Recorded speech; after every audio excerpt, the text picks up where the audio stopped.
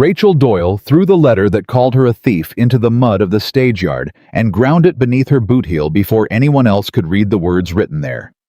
She had $1 left in her pocket and a job waiting 15 miles west, cooking for a rancher who didn't know what she'd been accused of. And if he ever found out, she'd lose this too.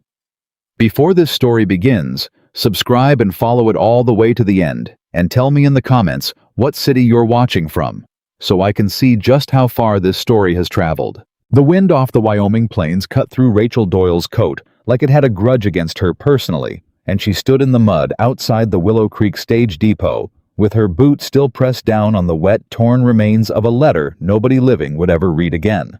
She hadn't planned to burn her bridges quite so literally, but when the postmaster at the last stop handed her that letter, forwarded 3 towns behind her, addressed in Mrs. Colfax's sharp, spiteful hand, warning any future employer that Rachel Doyle could not be trusted around another family's silver, something in her chest had gone hard and cold and final. She'd read the first line. That had been enough. "It is my solemn duty to warn you."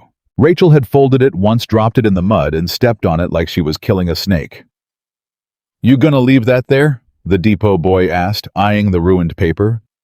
"I am," Rachel said. She picked up her suitcase, the only one she owned, the leather gone soft and cracked at the corners, and walked toward the wagon that was supposed to be waiting for her. It was waiting. A big man with dark hair under a gray hat sat up on the bench, reins loose in his hands, watching her with an expression that gave away nothing at all. "Miss Doyle," he said. "Yes, sir." "Jacob Hart." He didn't offer his hand. He just nodded toward the back of the wagon. "Climb up. Storm's coming, and I got chores waiting." Rachel had expected many things from this job. She had not expected to feel in the very first 5 seconds like she was cargo. She climbed up anyway. She'd learned a long time ago that pride didn't put bread on a table. They rode in silence for the better part of an hour, the wagon wheels grinding over frozen ruts, the gray sky pressing down low over land that stretched flat and endless in every direction. Rachel watched Jacob Hart's hands on the reins, steady, scarred, sure of themselves, and did not ask a single question, because she'd also learned that men like this one answered questions on their own time if they answered them at all. Finally, he spoke. "You got references." Rachel's stomach dropped, but her voice didn't shake. "I worked 6 years for a family in Cheyenne. Mrs. Ellison. She'll speak for my work." That was true. Every word of it was true. She simply left out that Mrs. Ellison had died of a fever 8 months ago, and that the household had passed to her sister, Mrs. Colfax, who had decided the easiest way to secure Rachel's position for her own niece was to accuse Rachel of stealing a silver hair comb that had in fact never left the house at all. Jacob glanced sideways at her just once. "You cook? Better than anyone you've had, I'd wager." That got something out of him. Not quite a laugh, but the corner of his mouth twitched like it had forgotten how to do that and was trying to remember. "We'll see." They didn't speak again until the ranch house came into view, low and gray against the darkening sky, smoke curling weak from one chimney, like the house itself was tired of trying. 2 boys stood on the porch. The older one had his arms crossed tight over his chest, jaw set hard, watching the wagon approach like it was bringing trouble instead of help. The younger one, no older than 6, Rachel guessed, stood half-hidden behind his brother's shoulder, peering out with wide, uncertain eyes. Jacob pulled the wagon to a stop and climbed down without a word, coming around to help Rachel with her case. She didn't need the help, but she let him take it anyway. Some battles weren't worth fighting on the first day. "Boys," Jacob said, "this is Miss Doyle. She's going to be cooking for us." The older boy didn't move. "We don't need a cook." "Silas, we don't." Silas's voice cracked on the word, and Rachel understood in that instant that this wasn't defiance, it was grief. Wearing defiance like a coat 2 sizes too big. "Ma used to cook. We don't need somebody else doing it." The silence that followed was the loudest thing Rachel had ever heard. Jacob's jaw tightened. "Go on inside, both of you." Silas turned first, stomping through the door hard enough to rattle it in its frame. The younger boy, Daniel Rachel, would learn later that night, lingered a moment longer, looking at her with an expression she recognized because she'd worn it herself once, a long time ago. It was the look of a child, trying to decide whether a stranger was safe. Then he ran inside after his brother, Jacob stood there a moment, staring at the door his sons had disappeared through, and something moved behind his eyes that he clearly didn't want Rachel to see. "They'll come around," he said, though it sounded like he was trying to convince himself more than her. "I don't need them to come around today, Mr. Hart," Rachel said. "I just need to know where the kitchen is." That at least made him look at her properly for the first time, really look like he was reconsidering something he'd already decided. "This way." The kitchen told her everything the letter of introduction hadn't. It told her that this family had been surviving, not living. The shelves held flour salt-dried beans, a slab of salted pork, gone gray at the edges. There were no herbs, no jars of preserves. No sign that anyone in this house had cooked a meal in longer than it took to keep 3 people from starving. "Pantry's stocked for basics," Jacob said, standing in the doorway, like he didn't quite belong in his own kitchen. "I can send for more from town if you need it. I'll need eggs, butter if you've got a cow that's still giving, onions if the root cellar's got any left." "We got a cow." He paused. "Root cellar's mostly empty." "Then I'll make do with what's here tonight, and we'll talk about tomorrow." Something flickered across his face. Surprise, maybe that she hadn't complained. "Your room's through there," he said, nodding to a narrow door off the kitchen. "It ain't much." "It's more than I had this morning," Rachel said, and meant it more than he could possibly know. He left her to settle in, and Rachel closed the door to her small room and sat down on the edge of the narrow bed and allowed herself exactly 1 minute to feel the weight of everything she'd lost in the last 3 months. The position, the reputation, the life she'd built stitch by stitch over 6 years in Cheyenne, all of it torched by a woman who wanted what Rachel had and didn't care what it cost to take it. 1 minute. That was all she allowed herself. Then she stood up, rolled her sleeves, and went to find out what a broken family looked like from the inside. Dinner that first night was simple because it had to be salt pork fried potatoes, biscuits made from memory because there was no recipe book in this house. Not one single trace of the woman who used to stand at this stove. Rachel worked fast, her hands finding the old rhythms even in an unfamiliar kitchen. And by the time she called the family to the table, the smell alone had done more talking than she had all day. Daniel came first, drawn by the biscuits like a moth to a lamp. Silas came second, dragging his feet, refusing to look at her. Jacob came last, taking his seat at the head of the table with the particular stiffness of a man bracing for something. They ate in silence for a while. Rachel didn't try to fill it. She'd learned that silence handled right could say more than conversation ever would. It was Daniel who broke first. "You put cinnamon in the biscuits." Rachel looked at the boy, surprised he'd noticed. "I did, just a little. Ma used to do that." His voice was small, careful, like he wasn't sure he was allowed to say it. "Papa said we ran out." The table went very still. Jacob's fork paused halfway to his mouth.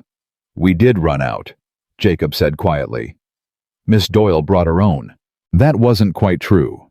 Rachel had found a small tin of it tucked at the very back of a shelf, forgotten. The label faded, but she understood watching Jacob's face that correcting him wasn't the kindness it looked like. So she said nothing and let the boy believe what made this moment easier for him. Silas hadn't touched his biscuit. "It doesn't matter what's in it," he said, staring at his plate. "It's not the same." "No," Rachel said gently. "It won't be. I'm not trying to make it the same, Silas. I couldn't even if I tried. I'm just trying to make sure you and your brother eat something warm." Silas looked up at her then, and for just a moment, the anger cracked and something rawer showed underneath it, something that looked a great deal like fear. "Everybody who comes here leaves," he said. "The last woman Pa hired left after 2 weeks. Said the work was too hard. I'm not her. You don't know that yet." He wasn't wrong, and Rachel respected him too much to pretend otherwise. "No," she agreed. "I don't. But I know I've got nowhere else to be, Silas, and I know how to cook, and I know how to work hard. That's more than a promise. That's just true right now tonight. We'll see about tomorrow when tomorrow comes." Silas stared at her a long moment like he was trying to find the lie in that and couldn't quite locate one. Then without another word, he picked up his biscuit and ate it. Jacob watched the whole exchange without saying a word, but something in his shoulders had eased just slightly by the time the meal was through. That night, after the boys had gone to bed and the kitchen was clean, Rachel stood at the window of her small room and watched the last gray light drain out of the sky over land she didn't know yet, in a life she hadn't chosen so much as fallen into. And she thought about Mrs. Colfax's letter rotting in the mud a mile behind her, and she thought, let it rot there, and let me become someone new here, someone this town has never heard a lie about. She didn't know yet that lies had a way of following a person further than she thought. The next morning came early and hard the way mornings did on a working ranch. Rachel was up before the sun, coffee on biscuits in the oven, when Jacob came through the kitchen door, already dressed for the cold hat in hand. "You're up early," he said, sounding almost suspicious of it. "Cows don't care what time a cook wakes up Mr. Hart. Neither do hungry boys." He almost smiled again. Twice in one day, Rachel was starting to suspect that smiling was a muscle this man simply hadn't used in years, and it was going to take time to remember how. "There's a satchel by the door," he said. "Boys' lunch for when they walk to the schoolhouse. I usually—" He stopped and something crossed his face, quick and gone. "Their ma used to pack it. I've been doing salt pork and bread. It ain't much. I'll have something better ready in 10 minutes. He nodded and lingered a moment longer than the conversation required, like there was something else he wanted to say. Rachel waited, but he only put his hat on and went out to the barn without finishing the thought. She found out what it was 3 days later. By then a routine had settled over the house, not a comfortable one yet, but a functioning one. Rachel cooked, cleaned, packed lunches, mended what needed mending. Daniel had taken to trailing after her in the kitchen, asking 100 questions a day, most of them about his mother, without him quite realizing that was what he was doing. "Did your kitchen at home smell like this? Did you know how to make jam? Did your ma teach you to cook? Or did you learn on your own?" Rachel answered what she could, and gently turned aside what she couldn't, and slowly she began to understand the shape of the grief this family carried. Mary Hart had died 4 years ago, not long after Daniel was born. A fever that took hold in the deep cold of a Wyoming winter and never let go. Jacob had buried his wife in February and gone back to work by March because a ranch didn't stop needing a man just because his heart had stopped working right. Silas remembered his mother. Daniel barely did, and Jacob had built himself into a fortress with no door in it, brick by brick, one hard winter at a time. It was on the 4th evening that the fortress showed its first crack. Rachel had made a stew that night, thick with what vegetables she'd coaxed out of the half-empty root cellar, and she'd found buried in a trunk in the hallway while looking for spare linens. A small embroidered tablecloth, soft blue thread on white cotton. A pattern of wildflowers stitched by a hand that had clearly loved the work. She hadn't asked whose it was. She hadn't needed to. She put it on the table that night without a word. Jacob came in from the barn, hung his hat, and stopped dead in the kitchen doorway. For a long moment, he didn't move. His eyes were fixed on that tablecloth like it was a ghost standing at the table instead of a piece of cloth. "Where'd you find that?" he said. It wasn't quite a question. His voice had gone rough. "In the trunk in the hall. I can put it away, Mr. Hart, if it's not—" "No." The word came out fast, almost sharp. Then quieter, "No, leave it." He sat down at the table like a man sitting down in a church he hadn't visited in years, uncertain if he still belonged there. Silas came in a moment later and went just as still, his hand hovering over the back of his chair. "That's Ma's," he said. "I found it in the trunk," Rachel said again gently. "I thought a table should have something nice on it sometimes. If it's too hard, I'll take it off." Silas looked at his father. Jacob looked at the tablecloth. And then slowly he shook his head. "Leave it," he said again. "She'd have wanted it used, not folded up in a trunk gathering dust." His voice caught just barely on the last word. "She never liked things sitting unused." They ate that night with the tablecloth beneath their plates, and something in the room felt different, not healed, nowhere close to healed, but touched the way a wound feels different once someone's finally looked at it, instead of hiding it under a bandage. After the boys had gone to bed, Jacob lingered in the kitchen while Rachel finished the dishes. He stood near the doorway, turning his hat over in his hands, clearly working up to something. "I want to thank you," he finally said, "for what you're doing with the boys. Silas especially. He hasn't—" He stopped, started again. "He hasn't let himself get close to anybody since his ma passed. Not teachers, not neighbors, nobody. He's not close to me, Mr. Hart. Not yet. He ate a second helping of your stew tonight and didn't complain once. For Silas, that's about as close as it gets." Rachel allowed herself a small smile. "Then I suppose I'm making progress." Jacob nodded, quiet for a moment. Then, "Can I ask you something?" Rachel's hands stilled in the dishwater. She kept her voice even. "You can ask." Why'd a woman with 6 years' experience in a fine house in Cheyenne end up answering an ad from a rancher out here Willow Creek? Ain't exactly a place people come looking for opportunity. There it was. The question she'd been waiting for since the wagon ride, the one she'd rehearsed a dozen answers to and trusted none of them. She could lie. She'd gotten good these past 3 months at deciding how much truth a person needed and giving them exactly that much and not one word more. "The household I worked for changed hands," she said carefully.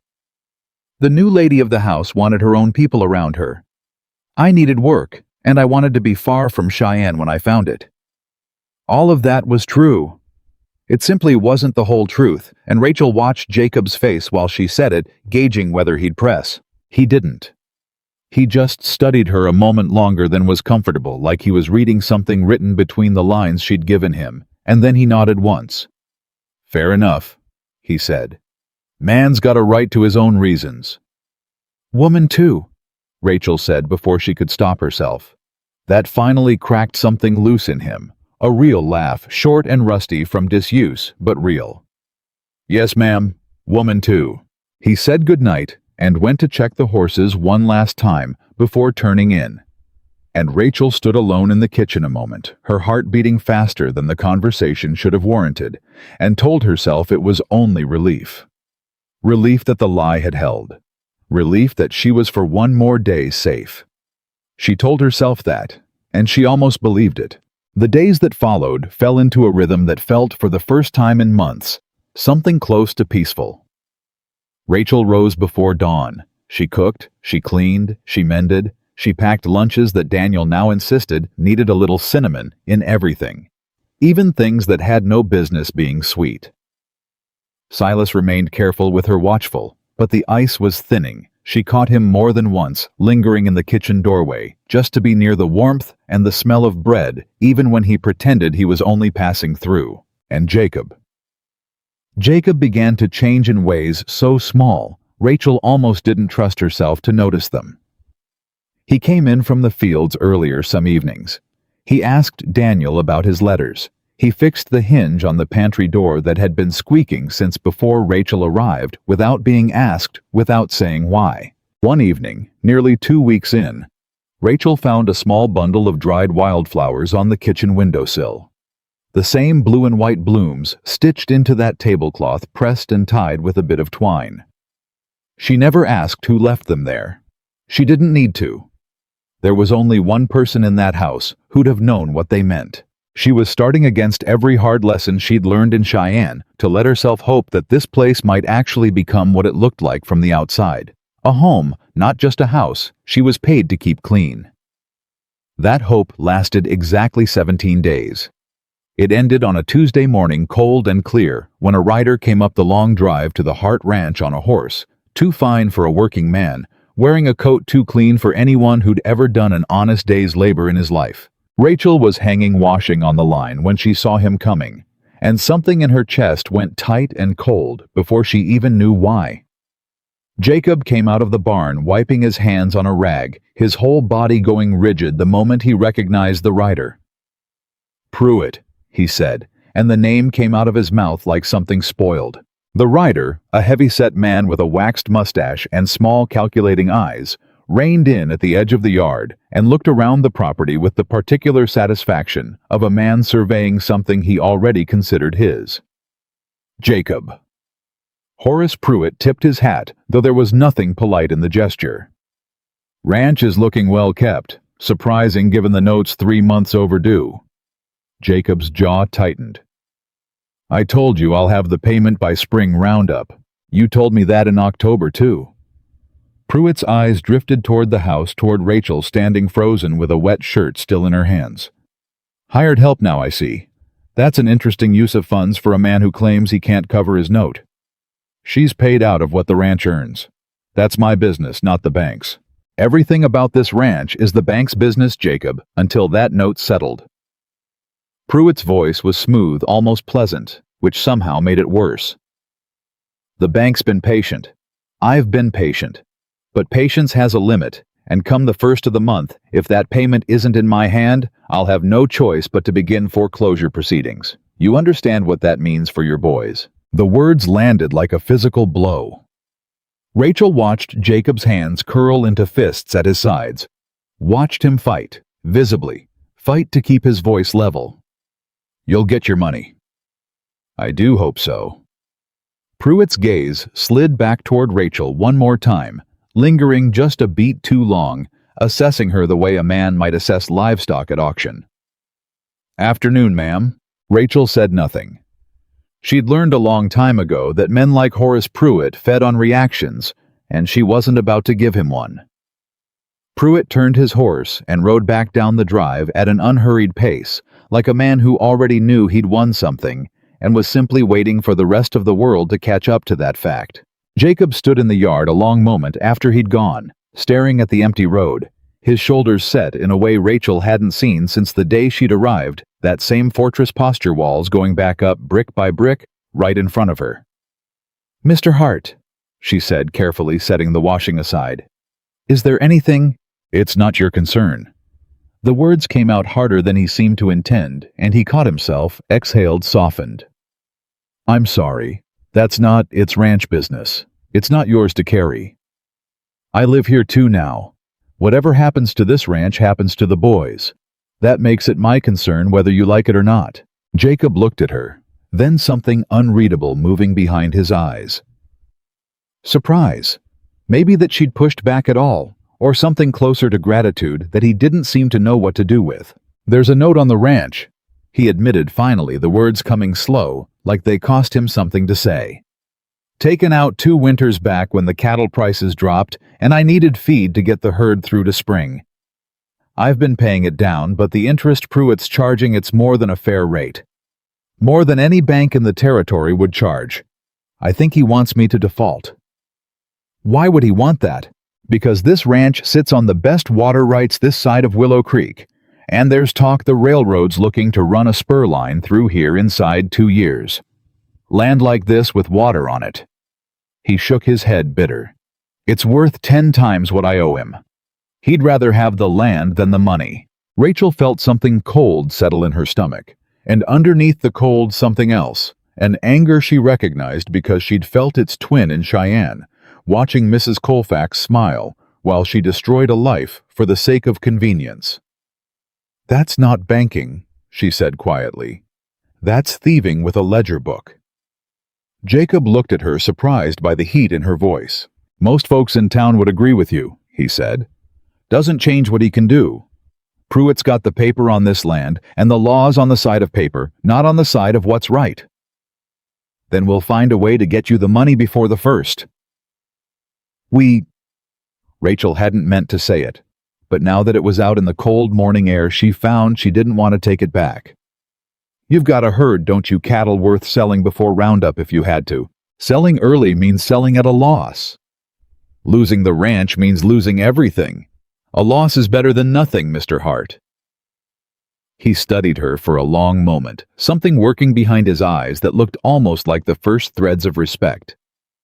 You always this stubborn about other people's problems? Only when the other people happen to be feeding me and putting a roof over my head, Rachel said. Call it self-interest if it makes you feel better about accepting the help. That finally cracked a real smile out of him, tired but real. "All right," he said. "We'll talk it through. Tonight after the boys are down." He walked back toward the barn, and Rachel stood in the yard a moment longer watching him go, her heart pounding with something that wasn't quite fear and wasn't quite anything she had a name for yet. She told herself it was only worry for the boys, for the home she'd only just begun to feel safe inside. She was still telling herself that, when 3 days later, a second letter arrived at the ranch, not for Jacob this time, but for her, forwarded on through 2 towns behind her. In handwriting she recognized instantly and would have known anywhere in the world. Mrs. Colfax's hand, small, sharp, and cruel as a blade. Rachel stood in the yard with the letter unopened in her hand, the cold wind pulling at her skirt, and felt every ounce of the peace she'd built in 17 short days threaten to come apart in her fingers like ash.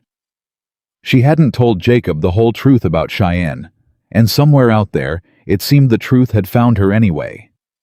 She almost didn't open it. For a full minute, Rachel stood in the yard with Mrs. Colfax's letter trembling in her fingers, and the temptation to grind it into the mud the way she'd ground the first one was so strong it made her hands ache. But a letter destroyed was a letter that could still say anything. A letter read was at least a known enemy. She tore it open. The words were exactly what she'd feared, and worse. "Miss Doyle, it has come to my attention that you have secured employment with a Mr. Jacob Hart of Willow Creek. I write not out of malice, but out of Christian duty to inform you that I am prepared to write to Mr. Hart directly regarding the circumstances of your departure from this household, unless you should choose to remove yourself from the territory of your own accord. A woman of your history has no business in a home with children.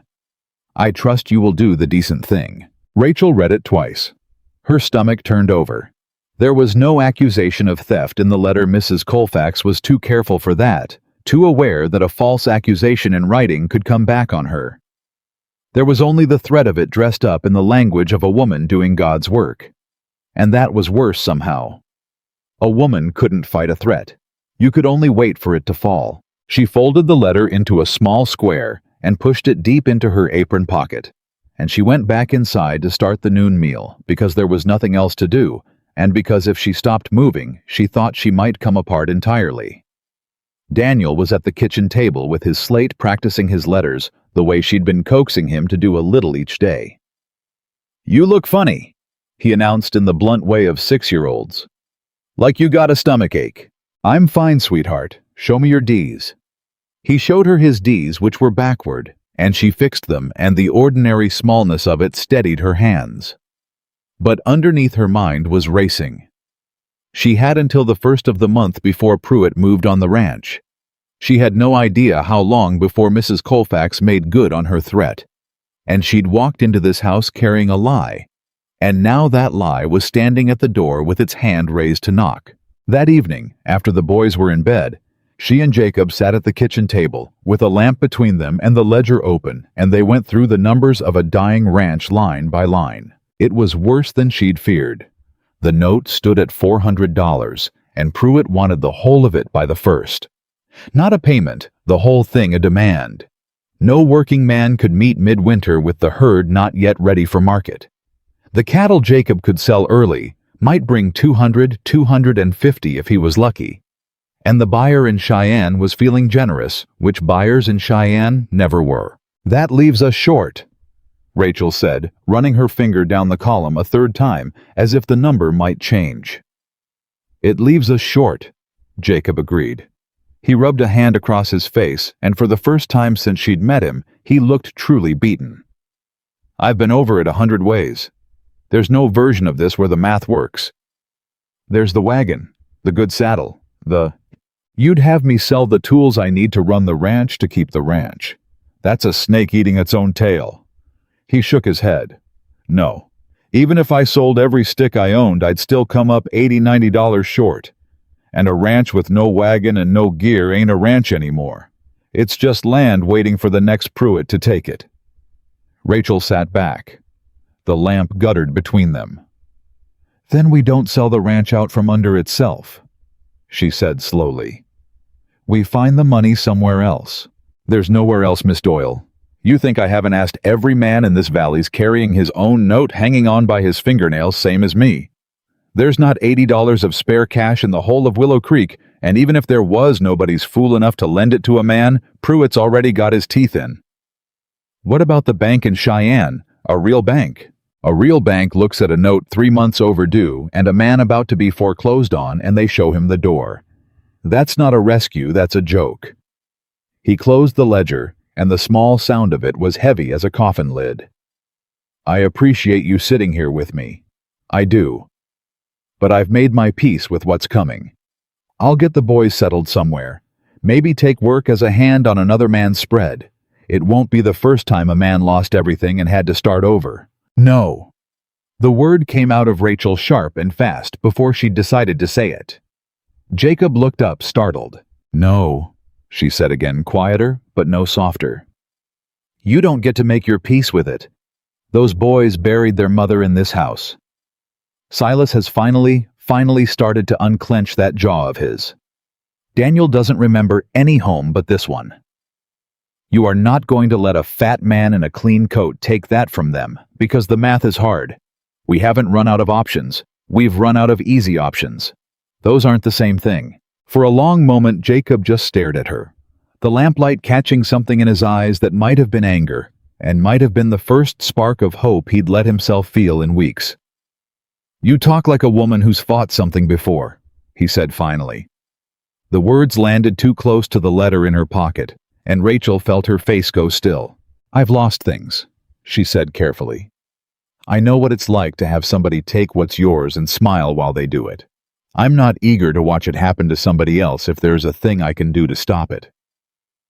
Jacob held her gaze a moment longer, and she had the uncomfortable sense that he was reading more in her face than she'd meant to show. But he didn't push. He never pushed. It was she was coming to understand one of the better things about him. All right, he said. Say we don't give up. What's your fool idea? Rachel drew a breath. Your interest rate, she said. You said Pruitt's charging more than any bank in the territory, more than a fair rate. That's not just cruel, Mr. Hart. Depending on the paper you signed, it might not even be legal. Jacob frowned. The paper's the paper. I signed it. You signed it desperate in winter with a sick herd from a man who knew you had no other choice. There are laws about what a lender can charge. Usury laws. She stopped herself before the word employer could get out, because the story of how a cook came to know about usury laws was a story she couldn't tell. I once knew a family that dealt in these matters. A man can't charge whatever he pleases just because a fellow's over a barrel. If Pruitt's rate crosses the line, that note might not be worth the paper it's printed on. Jacob sat forward slowly. For the first time all evening, the beaten look had left his face. And how, he said, would a body prove a thing like that? You'd need the original paper, the one you signed. Does Pruitt have it, or do you? He's got the original. I've got a copy somewhere, but a copy might be enough to show a judge the rate. And if the rate's illegal, the whole note comes into question. Rachel's mind was moving fast now, faster than it had in months. The old sharpness she'd thought she'd lost coming back like feeling to a sleeping limb. You said the railroad's coming. You said this land's worth 10 times the note.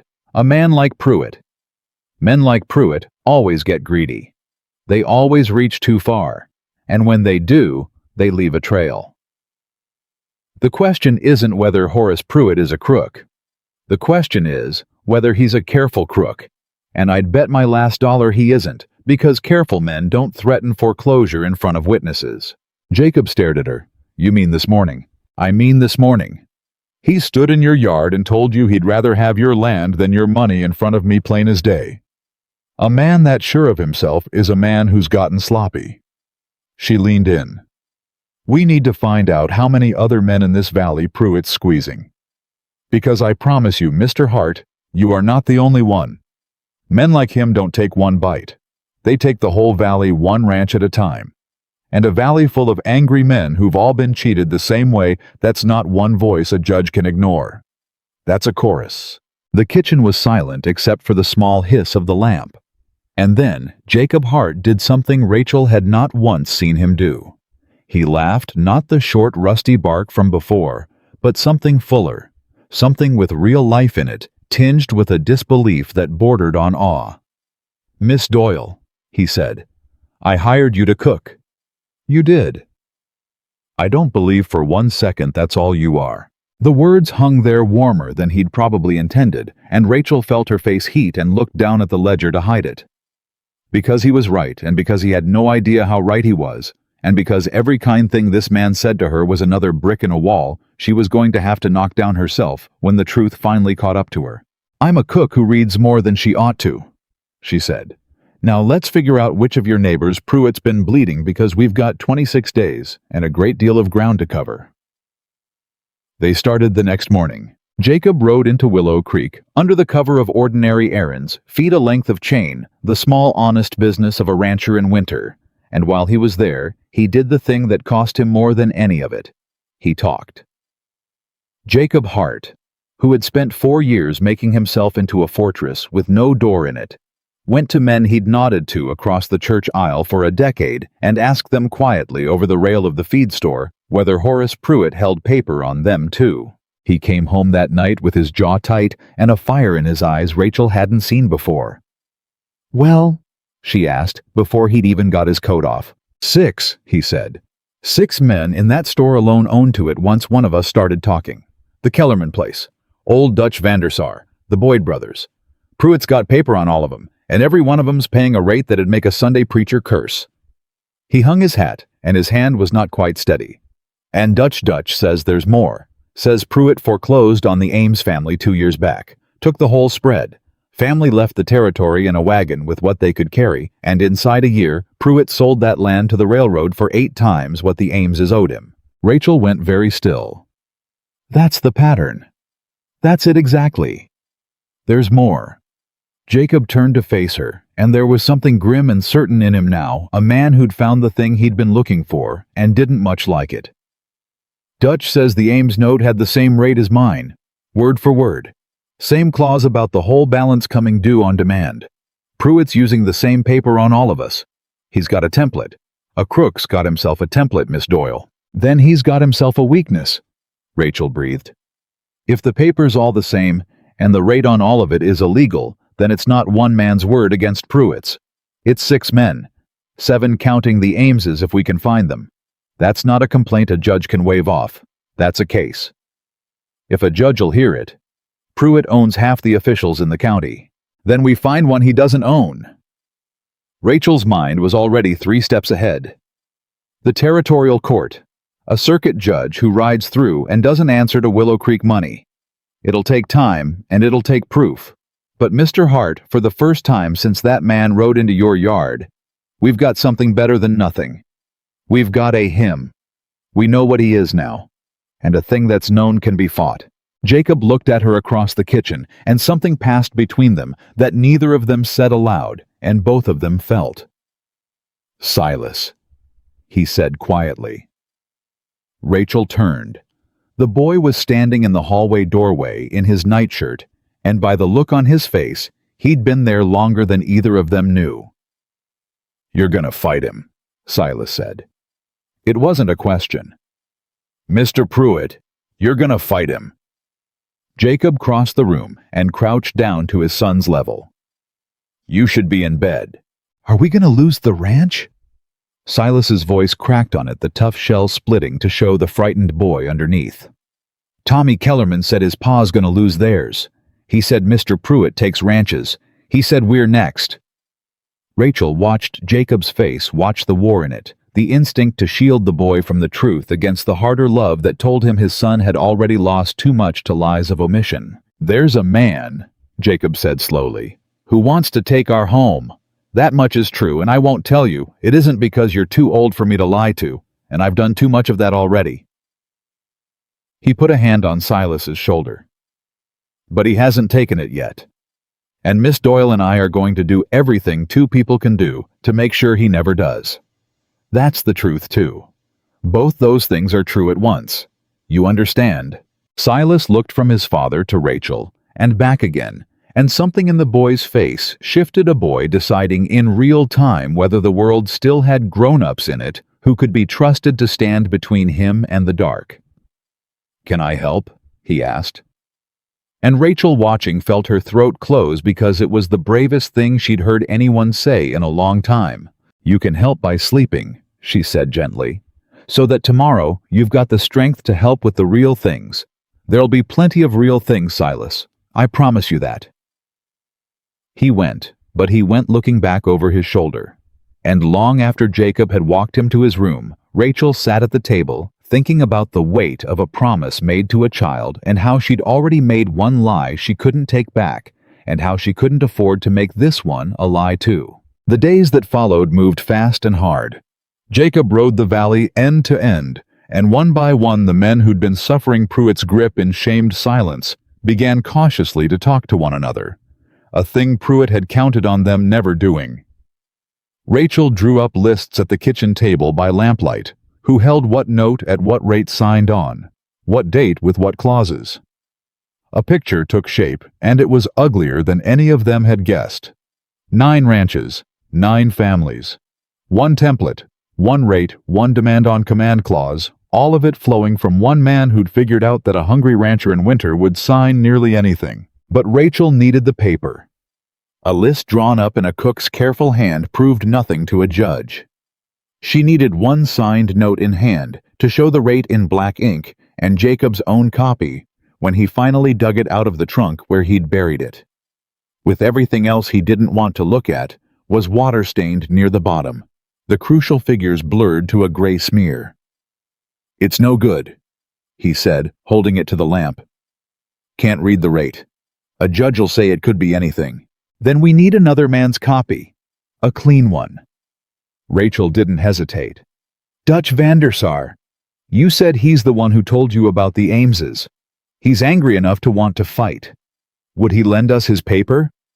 Dutch is 80 years old and half blind and stubborn as a fence post. He might. He might also throw us off his porch. No telling which with Dutch." Jacob almost smiled. "But it's worth the ride." They rode out together the next morning. Jacob had insisted, and Rachel, who'd have gone alone if she'd had to, was glad of the company and told herself it was only that. Old Dutch Vandersar did not throw them off his porch. He sat them down at his own table, poured coffee strong enough to strip paint, and listened to Rachel lay out the whole shape of it, with his cloudy eyes narrowing more and more. When she finished, the old man was quiet a long moment. "My Ilsa," he said finally, in an accent still thick with the old country. "She used to say a wolf never takes just one lamb. He takes the whole flock one night at a time, and the shepherds all stand in their own doors thinking it is only their trouble." He looked at Rachel with something sharp behind the cloud. "You are the first person in this valley to stand in the door and say it is all our trouble. Ja. You may have my paper, and you may have my voice in front of any judge you can find God as my witness." Rachel's hands closed around the coffee cup to hide their trembling. "Thank you," she managed. "Don't thank me yet, young woman." Dutch's mouth twisted. "Pruitt is not a fool. Careless maybe, greedy surely, but not a fool. The moment he learns you are gathering men against him, and he will learn this valley leaks like an old roof, he will move fast. He will not wait for the first of the month. He will find the weakest lamb in your little flock, and he will make an example of him, so the rest run back into their doors. That is what wolves do." The old man leaned forward. "So, which of you is the weakest lamb?" The question sat in the room like a stone, and Rachel, God help her, knew the answer before Jacob did. She knew it in her own bones, because there was one person tied to this fight whose past could be pried open like a rotten board, whose name a careful enemy could stain with a single letter, whose presence in a home with children could be turned from a rescue into a scandal with just the right whisper in just the right ear. It wasn't Jacob. It wasn't Dutch or the Kellermans or the Boyd brothers. It was her. She said nothing. She rode home beside Jacob with Dutch's clean copy of the note folded safe against her chest, and she smiled when he talked hopeful now about the case they were building. And inside, she was cold as the February ground, because she understood something Jacob didn't yet. The letter in her apron pocket wasn't Mrs. Colfax's cruelty acting alone. It was a weapon. And weapons in a valley this small had a way of finding their way into the hands of whoever needed them most. She just prayed she was wrong about whose hands those would be. She was not wrong. 3 days later, Jacob came back from Willow Creek with his face gone gray, and he didn't hang his hat and he didn't sit, and Rachel knew before he opened his mouth that the thing she'd been dreading had arrived. "Pruitt knows," he said. "About the men, about the case. Somebody talked, or he guessed I don't know which, and it doesn't matter." He set something down on the table between them. A letter. And Rachel's whole body went to ice because she knew that small, sharp handwriting even from across the room. "He got this?" Jacob said, very quiet, very careful, in the voice of a man walking toward the edge of a cliff he can't see the bottom of. "Pruitt did. He showed it around the mercantile this afternoon, read it out loud to half the town." He looked up at her, and his eyes were not angry. That was the worst of it. They were not angry. They were only searching, only asking. "It's from a Mrs. Colfax, in Cheyenne. Says you were let go from your last position for stealing. Says you can't be trusted in a house with children. Says I ought to know what kind of woman I've got cooking for my boys." The kitchen was so quiet Rachel could hear the fire. "Rachel." It was the first time he'd used her Christian name, and he used it now like a man setting down something too heavy to keep carrying. "I need you to tell me it's a lie." And there it was. The moment she'd known was coming since the day she stepped on the first letter in the mud outside the stage depot. The moment the past caught up exactly the way she'd known it would. Exactly when she could least afford it, with Pruitt's noose already around the neck of 9 families, with Silas finally believing in grown-ups again, with this good, tired man standing in his own kitchen, asking her plainly to hand him a reason to trust her. She could lie. One more time. She was good at it now. She looked at Jacob Hart's face, and she found that she could not. "It's not a lie that I was accused," Rachel said, and her voice was steadier than she had any right to expect. "I was accused of stealing a silver comb from the household where I worked 6 years. The woman who accused me is the same woman who wrote that letter. She wanted my position for her niece, and an accusation was the cleanest way to be rid of me." She made herself hold his eyes. "I did not steal anything, Jacob. Not the comb, not anything, not once in my life. But I can't prove that. That's the trouble with a lie like this one. You can't prove a thing didn't happen. All you can do is say it and hope somebody believes you." Jacob didn't move, didn't speak. The lamp hissed between them. "I should have told you the day I came." She went on, because now that the truth had started, it would not stop. "I didn't, because I needed the work, and because I'd learned that the truth doesn't set you free, Jacob. It just gives people a reason to shut the door. Every door I've knocked on since Cheyenne shut the moment they heard. So I stopped saying it. I let you think I left over a change in the household, which was true only, not the whole of it." Her voice finally cracked just once. "I'm sorry. Not for what I didn't do, for what I didn't say." For a long, terrible moment, Jacob Hart said nothing at all, and Rachel stood in the kitchen that had started to feel like home and waited to lose it, the way she'd lost everything else, the way she'd almost taught herself to expect. Then Jacob picked up the letter off the table, and he walked to the stove, and he opened the door of it, and he put Mrs. Colfax's letter into the fire, and shut the door on it, and watched it burn. "That woman," he said without turning around, "took a knife to your whole life over a hair comb, and Pruitt picked that same knife up off the ground because he thought it had cut you loose from us, and cut the fight out of this valley along with you." He turned then, and his face was not the fortress anymore. It was open, and it was furious, and none of the fury was aimed at her. "He thought I'd throw you out. That's what he was counting on. That the second-hand word of a spiteful woman in Cheyenne would weigh more with me than 17 days of watching you put this family back together with your own 2 hands. Jacob, I believe you." 4 words, plain and flat and absolute, and Rachel felt them go through her like the first warmth after a killing cold. "I've watched you every day for near 3 weeks. I've watched you with my boys. I've watched you sit at this table and figure out how to save 9 families you owe nothing to. A thief doesn't do that, Rachel. I don't need a court in Cheyenne to tell me what I can see with my own eyes. His jaw set. And I'll tell you something else. Pruitt just made the worst mistake of his life. He thought that letter was a weapon. He just handed it to the two people in this valley most likely to shove it straight back down his throat. Rachel stared at him, and something inside her that had been braced against a blow for 3 long months finally cautiously began to unclench. He read it out loud, she said. In town. Everyone's heard it now. Everyone's heard a rich man who's foreclosing on half the valley call a hired cook a thief.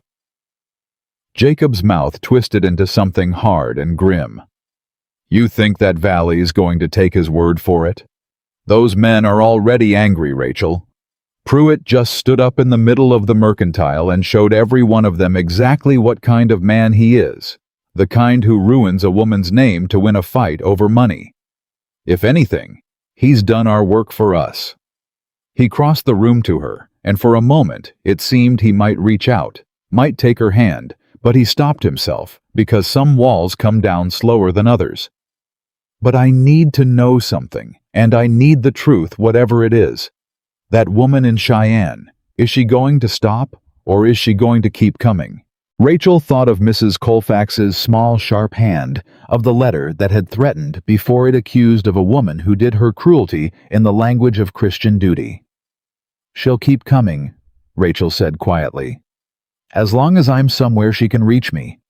Women like her don't stop until they've won, and I don't think there's a version of winning that satisfies her short of me driven out of the territory entirely. Then we'll have to give her something she can't argue with, won't we? And what's that? Jacob looked at her, and for the first time there was the ghost of a real smile behind the anger. A woman with the whole valley standing behind her, he said, and a rich man in the county jail. Hard to call somebody a thief, Rachel, when she's the one who brought the real crook to justice. It should have felt like hope, and it did a little. But Rachel had lived long enough to know that a plan spoken at a warm kitchen table and a plan survived were two different animals, and that between them lay a great deal of cold country she could not yet see across. Pruitt knew about the case now. He knew about her. And old Dutch's voice was still in her ears, patient and certain. As Scripture, he will find the weakest lamb and he will make an example of him. She'd thought she was the weakest lamb. She'd been wrong. She just didn't find out how wrong until the following Thursday, when Silas didn't come home from the schoolhouse, and the note nailed to the Hart family fence post was written unmistakably in Horace Pruitt's own careful hand. The note said only this: "A man who threatens my business ought to keep better track of what's his. The boy is safe. He'll stay that way as long as you drop your foolishness. Come to the old Ames place alone before dark. Bring no one, or the arrangement changes. H.P." Rachel read it standing at the fence post with the wind tearing at the paper in her hand, and for a moment the whole world went white and silent, the way it does before a body understands the full size of what's just happened. Then Jacob made a sound she'd never heard a man make before, low and torn out of somewhere deep, half a word and half an animal's grief, and snatched the note from her hands. Silas. He read it once. His face went the color of ash. He's got Silas. Jacob. He's got my boy. He was already moving halfway to the barn, and Rachel had to run to catch his arm. Stop and think. Think he's got a 9-year-old boy sitting somewhere in the cold and you want me to think, yes. She got in front of him, both hands flat against his chest, and she planted her feet and did not move even when he tried to go around her. Yes, I want you to think, because if you go riding out to the Ames place blind and alone and furious, you are going to do exactly what that man wants you to do, and Silas is going to pay for it. Look at me, Jacob. Look at me. He looked. His eyes were wild. That note wasn't written by a man who hurts children, Rachel said, forcing her own voice steady, though her heart was slamming against her ribs. Read it again. The boy is safe. He'll stay that way. Pruitt doesn't want to hurt Silas. He wants to hurt you through Silas. He wants you scared enough to stop. A man planning to harm a child doesn't promise you the child is safe. He doesn't need to promise you anything, because a man like that has already crossed a line. he can't come back from, and Pruitt hasn't. Not yet. He's a coward with a ledger book. He's counting on your fear to do the work his conscience won't let him do himself. Jacob was breathing hard, but he'd stopped trying to get past her. You don't know that, he said. You can't know that. No, I can't know it for certain. But I know men like Pruitt. I've been on the wrong end of one. They don't dirty their own hands if they can make you dirty yours. Everything about this note is a bluff Jacob, the alone, the before dark, the come quiet or else. It's a card player with a weak hand, betting big and praying you fold. She swallowed. But a bluff is still a gun pointed at your son. So we're going to be smart. We're going to be smarter than he is. Because that's the only way Silas comes home tonight, and I mean to bring him home. For a long, terrible moment, Jacob stared at her. The father in him at war with the man who was starting against every instinct to trust her judgment. Then his shoulders dropped just slightly, and Rachel knew she had him. Tell me, he said hoarsely. Tell me what smart looks like. Daniel had come out onto the porch by then, small and frightened, sensing the way children always sense it that something enormous was wrong. Rachel crossed to him first before anything else because a scared child could not be left standing alone in the middle of a crisis, not in this family, not on her watch. Where's Silas? The boy asked. Papa's yelling. Rachel knelt down to his level and took both his cold hands in hers. Silas is going to be fine, she said, and she said it like a vow because she needed the boy to believe it, and she needed to believe it herself. There's a bad man who's trying to scare us, and your papa and I are going to go get your brother and bring him home. But I need you to be brave for me. Can you do that? Daniel's chin wobbled. How brave? Braver than you've ever been. I need you to go stay with Mrs. Kellerman down the road just for tonight. Can you be that brave? The boy looked at her a long moment, and then he did something that broke Rachel's heart clean in two. He nodded solemn as a little judge and said, Bring Silas back. He's mean to me, but I don't want the bad man to have him. I will, Rachel said. I promise you I will. That was the second promise she'd made to a child in a week. She was collecting them now, one after another, and she knew with a cold and settled certainty that she would die before she broke a single one. They rode to the Kellerman place first, and it was there with Daniel safely handed off to a wide-eyed Mrs. Kellerman, and the story told in 3 fast, breathless sentences that the second thing happened, the thing that turned everything. Because Amos Kellerman, hearing that Pruitt had taken a child, went a color Rachel had never seen a man's face go, and he reached down a shotgun off the wall above his own door. He took a boy, Amos said. It wasn't a question. His voice was very quiet and very flat, and somehow more frightening than shouting. Horace Pruitt took a 9-year-old boy to win a fight over money. Amos, Jacob started, this is my trouble. I won't ask you to. You don't have to ask me anything. Amos was already pulling on his coat. My Tommy sits next to that boy in the schoolhouse. My Tommy could just as easy have been the one that man took. You think I'm going to stand in my own doorway and let a rich crook cart off children in this valley like it's nothing?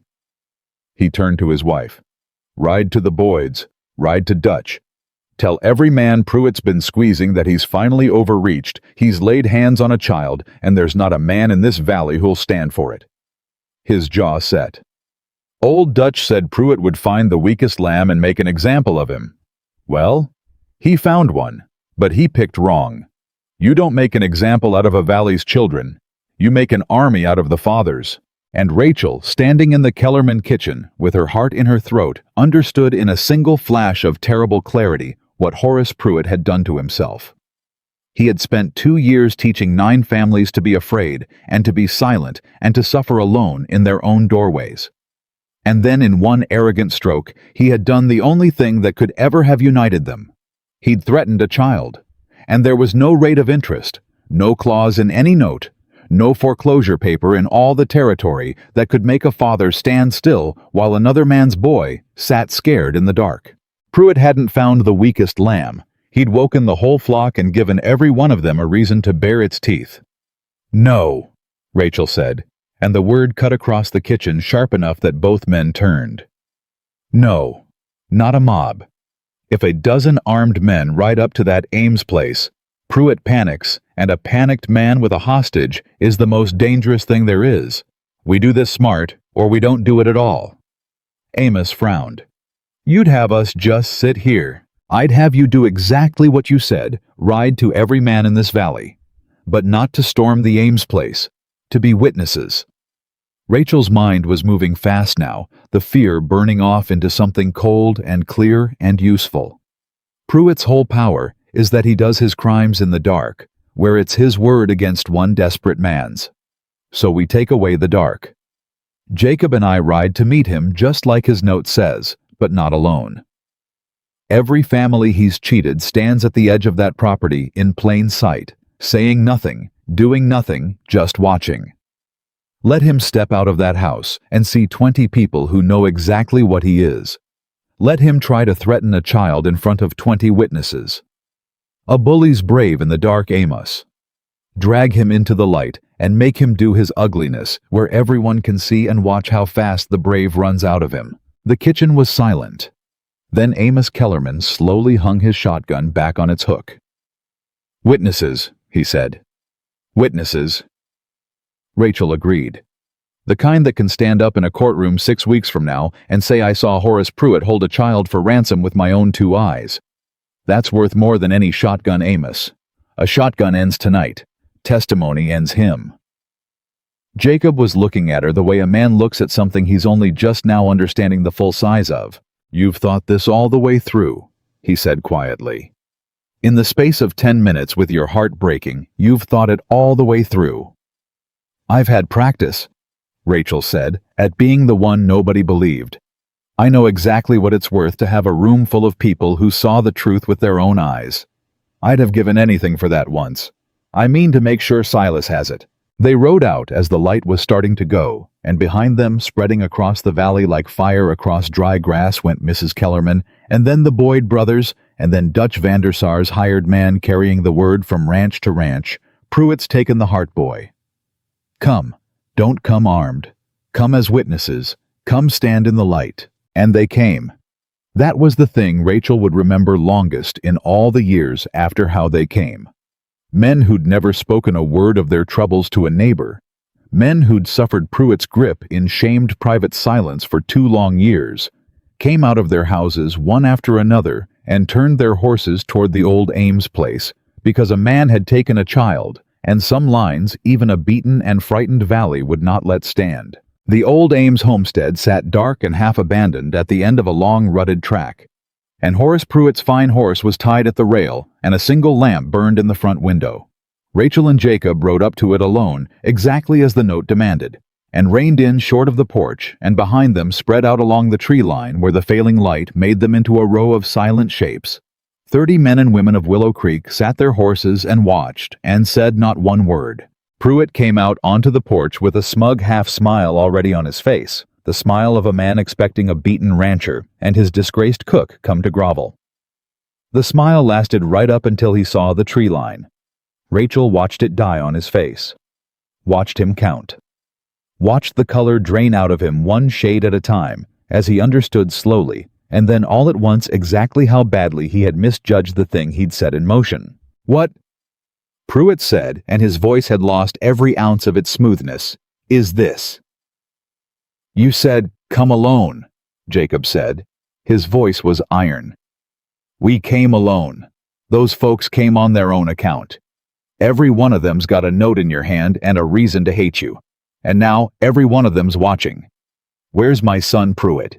You brought—" Pruitt's eyes darted along the tree line, and Rachel saw his mind racing, saw him trying to find the angle, the lever, the way out that men like him always believed existed. "You brought a mob to a private negotiation.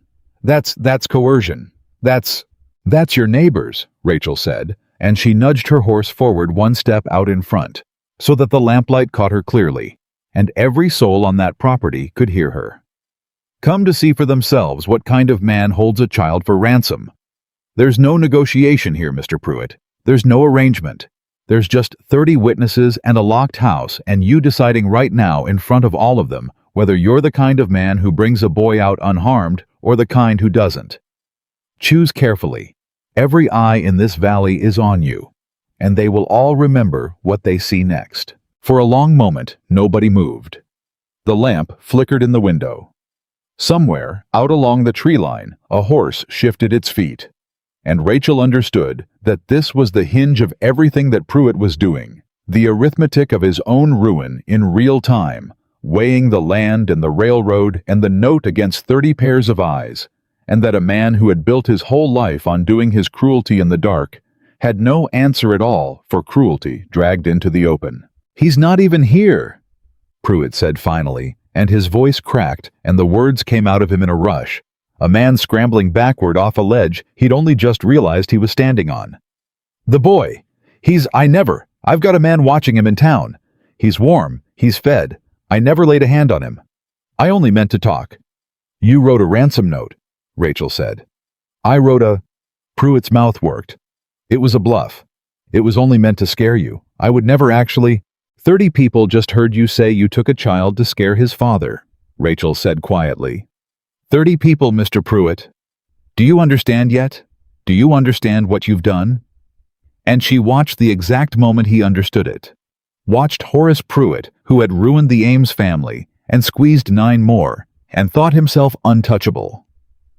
Understand that he had just confessed to the one crime this valley would never forgive, in front of the only audience that could ever hang him for it. He sat down, right there on the porch step like his legs had quit. A big, soft man in a clean coat folding in the middle. "Where's the boy?" Jacob said one more time, and there was no giving it at all. "The Willow Creek boarding house," Pruitt whispered. "Room above the stairs. My man Harlan's got him. Tell Harlan I said tell him it's finished. Tell him I said let the boy go." The Boyd brothers were already turning their horses. Dutch Vander Sar's hired man was already spurring for town, and Jacob Hart sat his horse a moment longer, staring down at the ruined man on the porch step, and Rachel saw the fury in him, saw exactly how easy it would be for a father to climb down off that horse and finish this with his fists. "Jacob," she said softly. He looked at her. "He's not worth your hands," she said. "He's worth a courtroom. Let the law have him. It's the only kind of ruin that'll stick." Jacob held her eyes a long moment.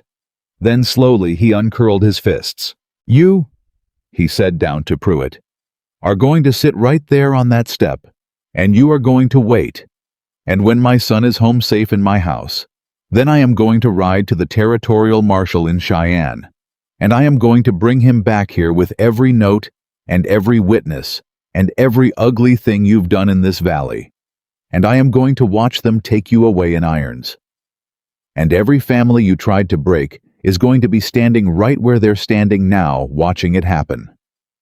That's your future, Pruitt. You built it yourself, brick by brick, the same as I built mine. Only yours is a jail, is a yell."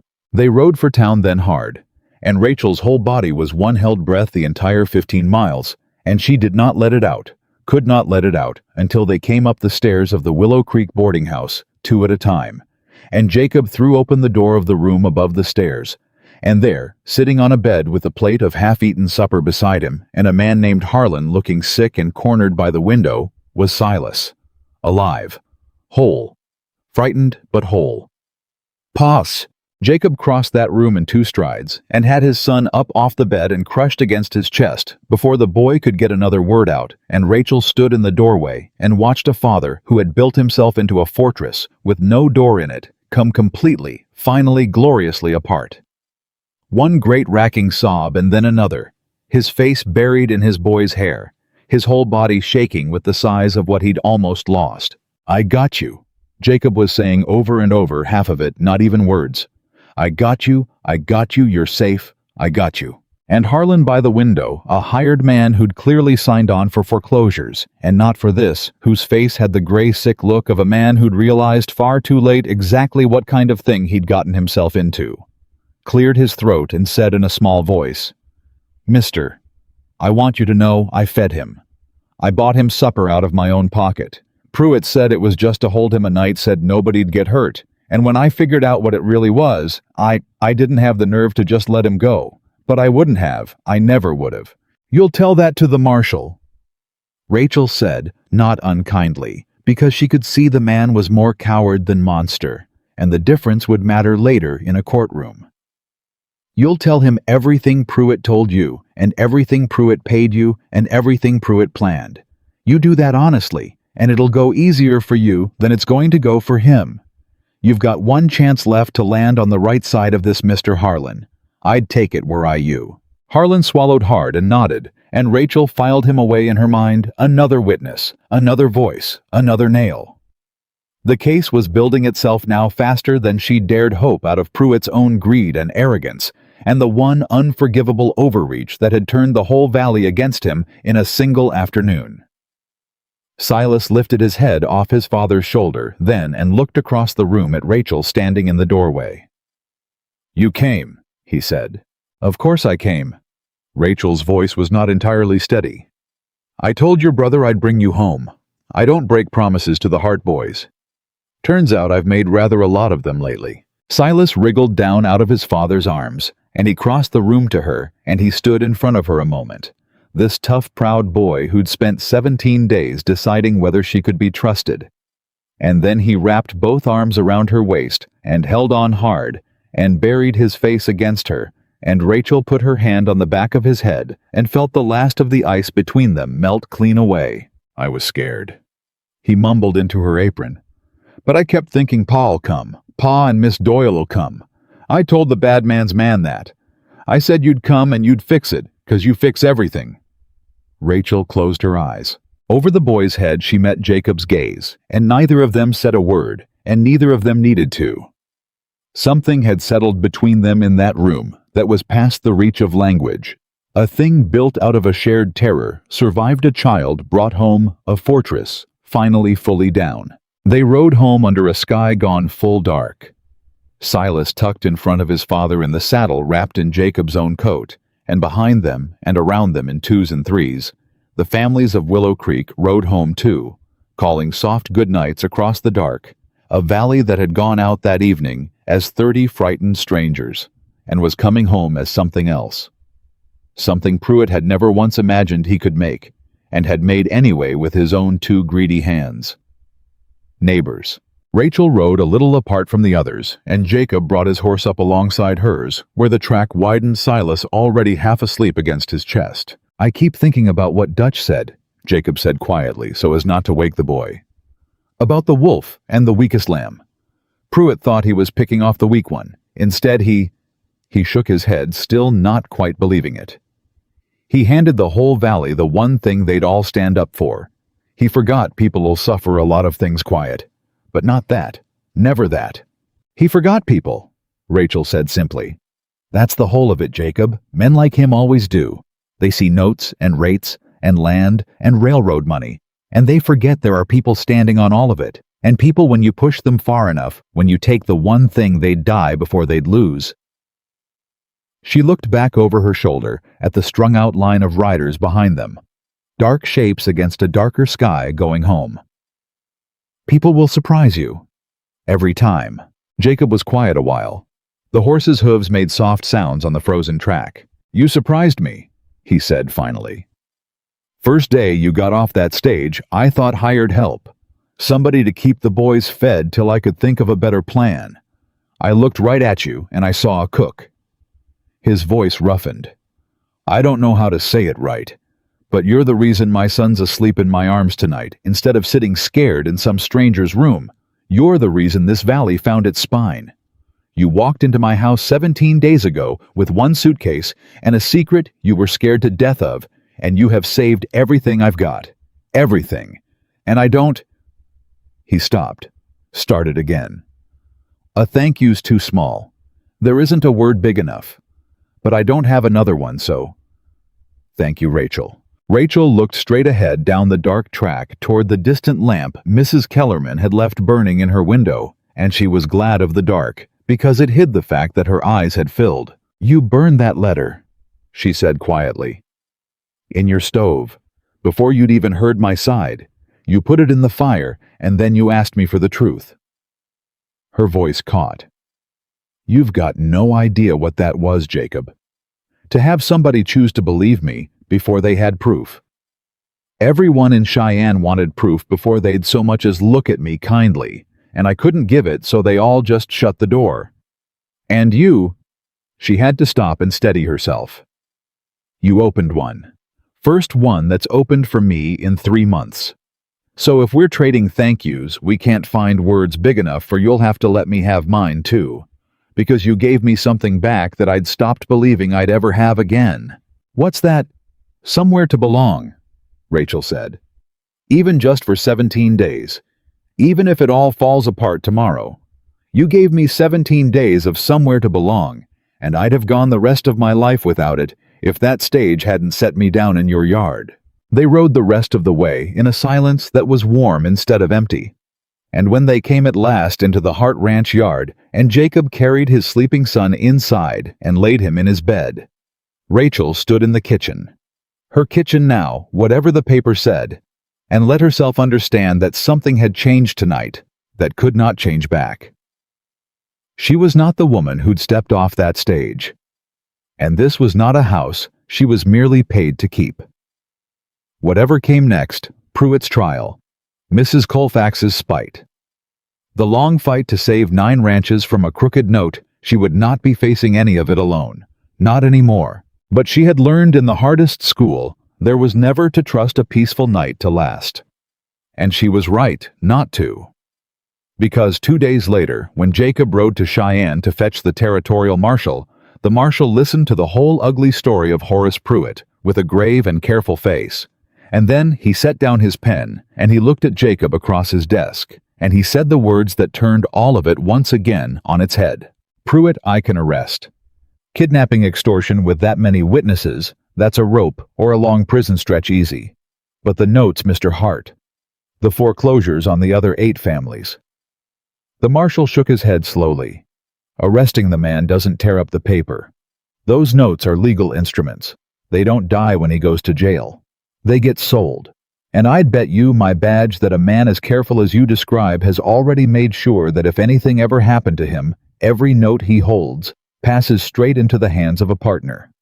Someone whose name isn't on a single crime. Someone who can foreclose on all 8 of those families the day after we hang Horace Pruitt, and there won't be a thing in this world any court can do to stop him. Rachel wasn't in that room. But when Jacob rode home and told her gray-faced, standing in the kitchen doorway with his hat in his hands, she felt the floor drop out from under everything they'd won. Because it meant Pruitt had never been the real danger. It meant there was another name they didn't know. And it meant the fight they thought they'd nearly won had only just begun. A partner, Rachel repeated. She set down the spoon she'd been holding and gripped the edge of the table. The marshal's certain enough to say it to my face. Jacob turned his hat in his hands over and over, a man with too much fear and nowhere to put it. Pruitt sits in the county jail tonight. They took him off the Ames porch in irons just like I promised. Kidnapping the boy did him in. There's 30 witnesses, and Harlan's already talking. That much is done. But the marshal says a man like Pruitt never worked alone on something this big. Says the railroad money's too much for one small county banker to reach without a partner higher up. Somebody who put up the capital. Somebody whose name is on the ownership of those notes, quiet behind Pruitt's. And when Pruitt hangs or rots, that somebody just collects. Forecloses on all 8 families clean and legal, and there's not a court in the territory can stop him because he hasn't broken a single law. He just owns paper. Rachel's mind was already moving fast and cold, the fear burning off into that useful clarity she'd learned to reach for. Then we find the name, she said. Pruitt's not the top of this. He's the middle, the ugly hands doing the ugly work. But somebody handed him the money to do it, and money leaves a trail, Jacob. It always leaves a trail. She was pacing now. Where did Pruitt get $400 to lend you? Where'd he get the capital to lend Dutch and the Kellermans and the Boyds and all the rest? A small county banker doesn't have that kind of cash lying loose. He borrowed it from somewhere. Or somebody gave it to him with an understanding. Find where Pruitt's money came from, and you find the name. And how do we do that? Pruitt's not going to tell us. He's not going to hand us the one man who could... Jacob stopped. His face changed. Unless he thinks his partner's already cutting him loose. Rachel finished, and the same thought lit them both at once. A man in a jail cell staring down a rope, watching his rich partner walk free with all the profit. That's a man who might decide loyalty's a fool's game. Especially if he starts to suspect the partner would rather he hanged quiet than talked. Jacob was already reaching for his coat. "I'll ride to the jail." "No." Rachel caught his arm. "Not you. He hates you, Jacob. You're the man whose son he took, the man who ruined him. You walk in there and he'll spit in your face just to feel like he's still got teeth." She drew a breath. "It has to be me." "Rachel, he doesn't hate me. He barely knows me. To Pruitt, I'm just the cook, the disgraced woman he tried to use as a lever and failed. He'll underestimate me. Men like him always underestimate a woman standing in front of them." Her mouth tightened. "I've spent 3 months being underestimated. It's about time it worked in my favor for once." Jacob looked at her a long moment, the fear for her plain on his face, a new fear. She noticed one she hadn't seen him wear before, and she filed that away too, in the same careful place she'd filed everything else about this man these past weeks. "I don't like it," he said. "You don't have to like it. You just have to let me do it." She softened. "I'll be in a jailhouse with a marshal 10 feet away and iron bars between me and him. I've faced worse rooms than that, Jacob, with far less protection. Let me do the one thing I'm better suited for than you are. Let me go be underestimated." She rode to Cheyenne the next morning. The county jail was a low, grim building of stone and iron, and the marshal, a lean, gray-mustached man named Coleman, with careful eyes that missed nothing, met her at the door, with plain skepticism written all over him. "Mr. Hart said his cook wanted a word with the prisoner," Coleman said. "I'll be honest with you, ma'am. I've seen a lot of folks think they can talk a confession out of a cornered man. Mostly they just give him somebody new to lie to." "I don't want to talk a confession out of him, Marshal," Rachel said. "I want to talk a grudge into him. There's a difference. A confession he'll guard. A grudge he'll hand me for free if I point him at the right man." She met Coleman's eyes steadily. 10 minutes. You stand right there the whole time. If I make it worse, you throw me out and you've lost nothing but 10 minutes. If I make it better, you might get the one name that unravels this whole thing. That seems a fair trade to me." Coleman studied her a moment longer. Then slowly, something that might have been respect moved behind his eyes. 10 minutes, he said. "And ma'am, I've questioned hard men my whole life. You've got the look of somebody who'd be good at this. Where'd a cook learn to talk like that?" "I didn't learn it as a cook," Rachel said, and left it there and followed him inside. Horace Pruitt looked nothing like the smooth, confident man who'd ridden into the Hart yard. 2 nights in a cell had done to him what 2 nights in a cell do to soft men. Hollowed his eyes, grayed his skin, stripped the arrogance down to the frightened thing that had always been underneath it. He looked up when Rachel came in, and for a moment he didn't seem to place her. Then he did, and his lip curled. "The cook," he said. "Come to gloat. Go on then. Get your fill." "I didn't come to gloat, Mr. Pruitt." Rachel pulled the single chair up to a careful distance from the bars and sat folding her hands in her lap, calm as Sunday. "I came to give you a piece of news I don't think you've heard yet. I thought you'd want it. It concerns your partner." She watched his face when she said it. She was betting everything on that one word, partner, and on what his eyes would do. His eyes flickered, just for an instant. But it was enough. It told her the marshal was right. There was a partner. "I don't have a partner," Pruitt said too fast. "No." Rachel tilted her head. "Then I suppose you put up $400 of your own to lend Jacob Hart, and however many hundreds to the Kellermans and the Boyds and Dutch Vandersar and the 4 other families. A small county banker with that kind of cash just sitting loose in his own strongbox." She let the doubt sit in her voice, gentle and terrible. "That's a great deal of money, Mr. Pruitt. More than a man in your position has. We both know where it came from, and I've come to tell you what he's doing with you now that you're in here." "You don't know anything." "I know he hasn't come." Rachel said it softly and watched it land. 2 days you've sat in this cell, Mr. Pruitt. 2 days. And the man who put up the money, the man who's about to collect on 8 families' ruin while you take the whole weight of it on your neck, he hasn't sent so much as a lawyer to your door. Has he? Not a note, not a message, not a red cent for your defense. She leaned in just slightly. That's not how a man treats a partner. That's how a man treats a loose end. Pruitt's jaw worked.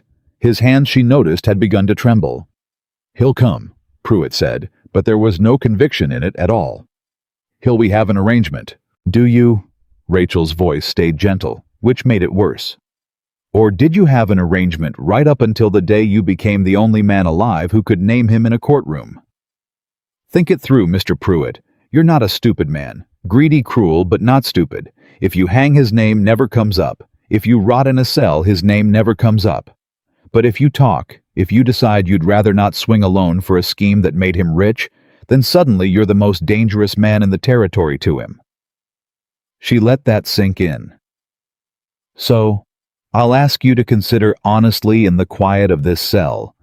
Is a man like that hoping you get a good lawyer? Or is he hoping you hang quick and quiet before you get any ideas? The silence in that cell stretched out long and terrible, and Rachel made herself sit still inside it, made herself not push, because she'd learned in 6 years of watching a shrewd household that the moment a person starts convincing themselves is the moment you go quiet and let them do the work. He said. Pruitt's voice cracked. He stopped, started again quieter, and now there was something raw and betrayed underneath it, the voice of a man realizing he'd been a tool the whole time and never the mastermind he'd fancied himself. He said if it ever came apart, he'd take care of it, that I'd never see the inside of a cell. He promised. A bitter, broken laugh. And I've been sitting here 2 days telling myself the message was just slow to come. It's not slow, Mr. Pruitt, Rachel said quietly. It's not coming. You know that now. I can see that you know it. Pruitt put his face in his hands, and Rachel, watching, understood that she had him, that the wall was down, that the grudge she'd come to plant had taken root in the richest soil. There was the fury of a man who'd finally understood he'd been used and discarded by someone he'd trusted. If you give me his name, she said, you won't hang alone. That's the only thing left in the world I can offer you, and it's worth more than you think. A judge looks kinder on the man who names the top of a scheme than on the one who guards it to the gallows. You help bring him down, and you stop being the villain of this story and start being the witness. It won't save your freedom, but it might just save your neck. And more than that, she paused. More than that, it means the man who threw you away doesn't get to walk off with everything while you take the fall. That's worth something too, isn't it? Making sure he doesn't win. Pruitt lifted his head. His eyes were wet and red and full of a hatred that was no longer pointed anywhere near Rachel. Sutton, he said. The word came out of him like a tooth being pulled. Marcus Sutton, Cheyenne. He owns the freight company, the one that's bidding on the railroad spur contracts. He put up every dollar. The notes are all in his name behind mine. There's a second set of papers filed private with a lawyer named Ackerley on Front Street. Sutton wanted the water rights along Willow Creek for the spur line. Said if we squeezed the families out slow and legal, the railroad would pay him 10 times over, and nobody would ever ask how he came to own half a valley. Pruitt's voice broke. It was his idea, all of it. The rates, the demand clauses, the whole design of it. I just did the collecting. I was the face. He laughed an awful, hollow sound. The face they hang while Sutton keeps his hands clean and his name off every crime. Rachel sat very still, committing every word to memory, her heart pounding so hard she was sure Pruitt could hear it. Marcus Sutton, a freight magnate in Cheyenne. A second set of papers filed with a lawyer named Ackerley on Front Street. The water rights, the railroad, the whole ugly architecture of it laid bare at last. Marshall Coleman heard all of that, she said quietly. Every word. Didn't you, Marshall? From the doorway, Coleman's voice came grim and certain. Every word. And I'll have it down in writing before this man's had his supper, and he'll sign it, and it'll stand up in any court in the territory. A pause. That was well done, ma'am. I'll not ask again where you learned it. Rachel rode home that night with the name burning in her like a coal, and she found Jacob waiting up in the kitchen, and when she said it, Marcus Sutton, the freight man, a second set of papers with a lawyer named Ackerley, She watched hope and dread war across his face in equal measure. Sutton. Jacob sat down heavily. I've heard of him. Everybody in the territory's heard of Marcus Sutton. He gives money to churches, sits on the cattlemen's board, shook the governor's hand at the fair last summer. He looked up at her, and the dread was winning now. Rachel, that's not a crooked banker in a clean coat. That's one of the most powerful men between here and Denver. You don't put a man like that in a jail cell because a disgraced banker pointed a finger at him from his own. He'll have lawyers. He'll have the newspapers. He'll have every official Pruitt didn't already own. His word against Pruitt's, that's not even a fight. That's a man like that laughing us out of the county. Then we don't fight it with Pruitt's word. Rachel sat down across from him and she laid it out. We fight it with the papers. Pruitt said there's a second set, the true ownership filed private with a lawyer named Ackerley on Front Street. Those papers have Sutton's name on them in his own hand, tying him to every note in this valley. That's not one crook's word against a powerful man. That's black ink. That's proof. We get those papers into a courtroom, and Marcus Sutton's clean hands are clean no longer. And how do we get papers out of a lawyer's private files? A lawyer works for whoever pays him. Ackerley's not going to hand Sutton's secrets to a rancher and a cook. No. Rachel agreed. He won't hand them over. But a lawyer's also an officer of the court. Jacob and an officer of the court can be compelled. If Marshal Coleman brings a territorial judge, a signed confession, naming Sutton, naming Ackerley, naming the exact papers and where they're filed, that's grounds for a court order. A subpoena. Ackerley can refuse a rancher. He cannot refuse a judge without becoming a criminal himself, and no lawyer's going to hang for Marcus Sutton's water rights. She leaned in. The confession's the key that turns the lock. Pruitt just handed it to us. Now we take it to a judge. Sutton doesn't own a territorial judge, not a county one, and we let the law do the reaching. Jacob shook his head slowly, but it wasn't refusal. It was the headshake of a man watching a thing he hadn't dared hope for start to become possible. You really think we can bring down Marcus Sutton? I think, Rachel said carefully, that powerful men build their power on the belief that no one will ever dare come at them. That's their strength, and it's their weakness both. Sutton never planned for a jailed partner to talk, because in his whole life nobody's ever dared cross him. He never planned for a valley of beaten men to stand together, because he's never seen beaten men do anything but stay beaten. He counts on fear. Jacob, the same as Pruitt, did, only bigger. She reached across the table without quite meaning to, and laid her hand over his. But you've already seen what happens in this valley when people stop being afraid. It happened at the Ames place. It can happen in a courtroom too. Jacob looked down at her hand on his. He didn't move it. Neither did she. You know, he said quietly, when you got off that stage, I told you plain I only wanted a cook. Nothing more. No wife, no companion, no changes to my life. His thumb moved just barely against the side of her hand.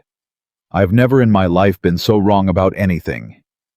Rachel's breath caught, but before she could find an answer, the moment broke, because that was when the truth she'd been carrying since Cheyenne, the truth about Mrs. Colfax, chose that exact instant to come roaring back into their lives in a form neither of them had seen coming. There was a knock at the door. It was late, far too late for a neighbor. Jacob rose and opened it, and on the porch stood a man in traveling clothes, dust-caked and tired, holding a leather case. I'm looking for a Miss Rachel Doyle, the man said. I was told she'd taken a position here. My name is Edward Ellison. I've come a long way to find her. Rachel went white to the lips. She rose slowly from her chair. Ellison, she whispered. You're Mrs. Ellison's son. From Cheyenne. I am. The man's tired face softened with something that looked almost like shame. And I've spent 2 months tracking you across this territory to tell you something, Miss Doyle, and to give you something, and I'm sorry it's taken me so long, because I understand now what my aunt did to you, and I understand what it cost you. Rachel's hand found the back of the chair and held it. Your aunt, she said. Mrs. Colfax, my aunt. Edward Ellison's mouth thinned with distaste. When my mother died, the household passed to me. Not to my aunt, to me. It took me a while to sort my mother's affairs, and when I finally went through her things, I found her private journal. And in it, he opened the leather case. In it, my mother had written 3 days before she died that she'd discovered the silver comb my aunt later accused you of stealing had never been stolen at all. My aunt had taken it herself and hidden it, meaning to blame you and be rid of you so her own niece could have your position. My mother wrote that she meant to set it right the moment she was well enough, but she never got well again. He drew out a bound journal and beneath it a folded document bearing a notary's seal. She never got the chance to clear your name, so I've come to do it for her. This is her journal in her own hand. And this is a sworn notarized statement from me laying out everything I found and the comb itself, recovered from where my aunt hid it. Your name is clean, Miss Doyle. It was always clean. I've come to make sure the whole world knows it. The kitchen was utterly silent. Rachel stood with her hand gripping the back of the chair, and the room seemed to tilt around her. 3 months of shame and silence, and shut doors collapsing all at once under the weight of a single word: proof. The proof she'd said couldn't exist. The proof she'd told Jacob you could never have, because you can't prove a thing didn't happen. Except you could. Someone had. A dying woman had written the truth in a journal, and her son had crossed a territory to deliver it, and Rachel Doyle was not and had never been a thief. She couldn't speak. Her eyes had filled and spilled before she even knew it was happening. I told everyone. I told them, and nobody. I know. Edward Ellison's voice was gentle. And I'm sorry it took a dead woman's journal to make it count. That's a shameful thing that a woman's plain word wasn't enough. But it's done now. You're cleared, Miss Doyle. Fully. Publicly if you want it. I'll swear to it before any court, any newspaper, anyone at all. My aunt has already been asked to leave the household. Whatever she does now, she does as a proven liar, and everyone will know it. And then Jacob. Jacob, who had burned Mrs. Colfax's letter unread and believed Rachel with no proof at all, crossed the kitchen and stood beside her. Close his hand coming to rest at the small of her back, steady and sure. She didn't need your journal, Mr. Ellison, Jacob said quietly. I want you to know that. I believed her without a scrap of paper, and I'd have gone on believing her the rest of my life. But, his voice roughened, I'm glad you came. Glad for her. Because she spent 3 months carrying something she never should have had to carry, and now she can set it down. So thank you, from both of us, for crossing a territory to give a good woman back her name. Rachel turned and looked up at him.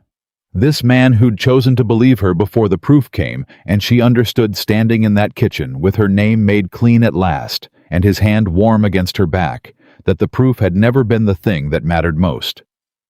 What mattered was that one person had opened a door in the dark on nothing but the evidence of his own 2 eyes and his own good heart. That was the thing she'd remember, not the journal, the door. But there was no time to sit with any of it, because the same instinct that had carried Rachel through 3 brutal months lit up in her now sharp and sudden as the pieces slammed together in her mind. Mr. Ellison, she said, wiping her face, her voice going quick and urgent. You said you'd swear to my character, before any court, in front of anyone. I did, and I meant it. Then I'm going to ask you to stay a few more days. Rachel turned to Jacob, and the fire was back in her brighter than ever. Don't you see it's Sutton's whole plan against me, the one weapon he had to make me a liability, to scare me off, to poison me in front of any judge, was the theft, my ruined name. That's the lever Pruitt reached for the one they were counting on, and it just... She gestured at the journal, the notary's seal, the whole miracle of it. It just turned to ash in their hands. I'm not the disgraced cook they can wave away in a courtroom anymore. I'm a woman with a notarized statement and a dead employer's own journal proving I was framed by a liar. My word is worth more now than most folks in this territory because it's been tested and proven true in ink. She was almost breathless. Sutton doesn't know that. He still thinks my past is a weapon he can use. He's going to walk into that courtroom planning to destroy me with the theft, and he's going to find out, in front of the whole territory, that the theft was a lie all along, and that the man who's really the criminal is him. Jacob was staring at her, understanding dawning across his face. "You want to let him try," he said slowly. "You want to let Sutton reach for the one weapon he thinks he has left, and close my hand around it before he can, yes." Rachel's eyes were bright and fierce. "We've got Pruitt's confession. We've got the second set of papers once the judge subpoenas Ackerley. We've got 30 witnesses to the kidnapping and 9 families to the notes. And now on top of all of it, we've got the one thing that turns me from Sutton's easiest target into his worst nightmare, proof in ink that I am exactly who I say I am, and that the people who called me a thief were the liars all along." She turned to Edward Ellison. "Will you stay? Will you stand up in a territorial courtroom and swear to what's in that journal?" Edward Ellison looked at her a long moment. Then he closed the leather case and squared his shoulders and said, "Miss Doyle, I crossed a territory to give you back your name. I'm not about to leave before I've watched you use it to bury the man who tried to take it a second time. Yes, I'll stay, and I'll swear to every word." And so it was settled in the space of a single extraordinary night. The name, the confession, the partner, the papers, the witness, all of it falling into place at last like tumblers in a lock. Marshal Coleman would carry Pruitt's signed confession to a territorial judge in the capital, one Sutton's money had never touched. The judge would order Ackerley to surrender the second set of papers. And when Marcus Sutton finally stood before the bar to answer for what he'd built in the dark, he would find waiting for him not a beaten valley and a disgraced cook, but a wall of proof and a woman whose word was now iron. Rachel walked Edward Ellison to the small guest room off the parlor and saw him settled, and came back to the kitchen to find Jacob still standing where she'd left him, watching her with an expression she'd never seen on his face before.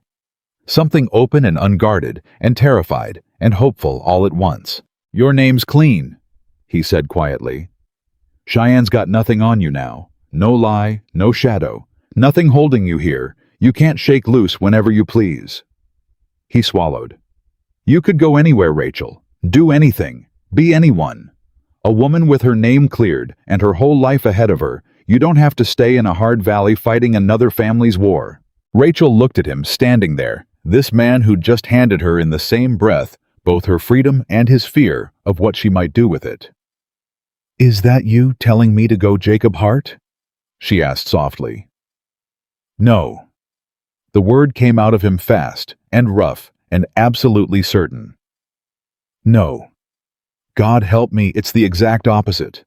It's me telling you that you're free to go and asking you with no right to ask it to stay anyway." And Rachel Doyle, who had stepped off a stagecoach 3 weeks and a lifetime ago, with one suitcase and a ruined name, and nowhere in the world to belong, opened her mouth to answer him.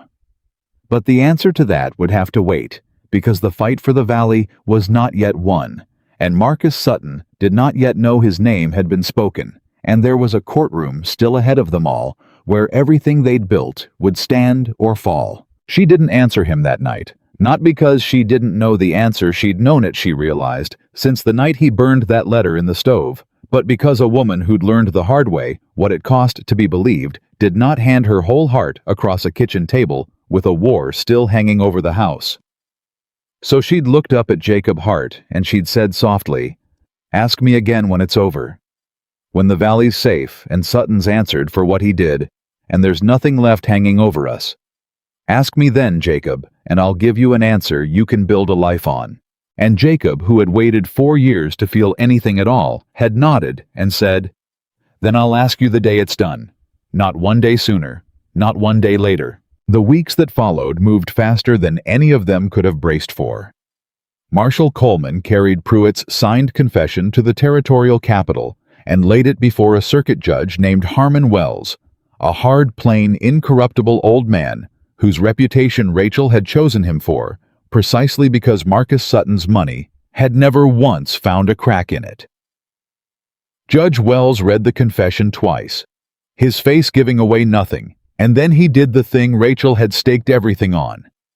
He signed an order compelling the lawyer Ackerley to surrender every document in his possession bearing the name Marcus Sutton. Ackerley folded like wet paper. He was a lawyer, not a martyr, and the moment a territorial judge's order landed on his desk, He understood with perfect clarity that there was no amount of Sutton's money worth hanging for. He surrendered the second set of papers within the day. And there it was, in black ink, in Marcus Sutton's own unmistakable hand. The true ownership of every note in the valley. Hart Kellerman Vandersar. Boyd all 9 families traced back, not to Horace Pruitt, but to Sutton, filed private and quiet, dated and signed, tying the most powerful freight magnate between Cheyenne and Denver directly to a scheme of usurious notes and engineered foreclosures designed to strip a valley of its water rights and sell them to the railroad at 10 times their worth. The paper Sutton had believed no one would ever dare go looking for became the rope around his own neck. He fought it, of course. Men like Sutton always fought. When the marshal came to serve him, Sutton laughed in his face and sent for his lawyers before the ink on the summons was dry. He had the newspapers in Cheyenne running his side of it within a week. Respected freight magnate, slandered by convicted kidnapper. One headline read, and Rachel felt her stomach turn to read how easily a powerful man could paint himself the victim. He had letters printed. He had character witnesses lined up: a state senator, 2 churchmen, the president of the Cattlemen's Association. He arrived at the territorial courthouse the morning of the trial in a coat that cost more than the Hart Ranch cleared in a year, and he walked up those courthouse steps with the untroubled ease of a man who had never once in his life been made to answer for anything. He believed right up until the end that this was a fight between his word and a jailed crook's. He had no idea what was waiting for him inside. The courtroom was packed to the walls the morning it began.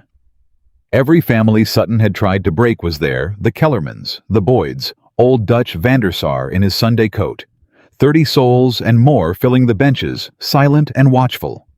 The same silent watchfulness that had broken Pruitt on the Ames porch. Jacob sat in the front row with Silas on one side of him, and Daniel on the other, both boys scrubbed and solemn. And Rachel sat beside them, her hands folded in her lap, calm as still water, though her heart was going like a hammer. Sutton's lawyer opened exactly the way Rachel had prayed he would.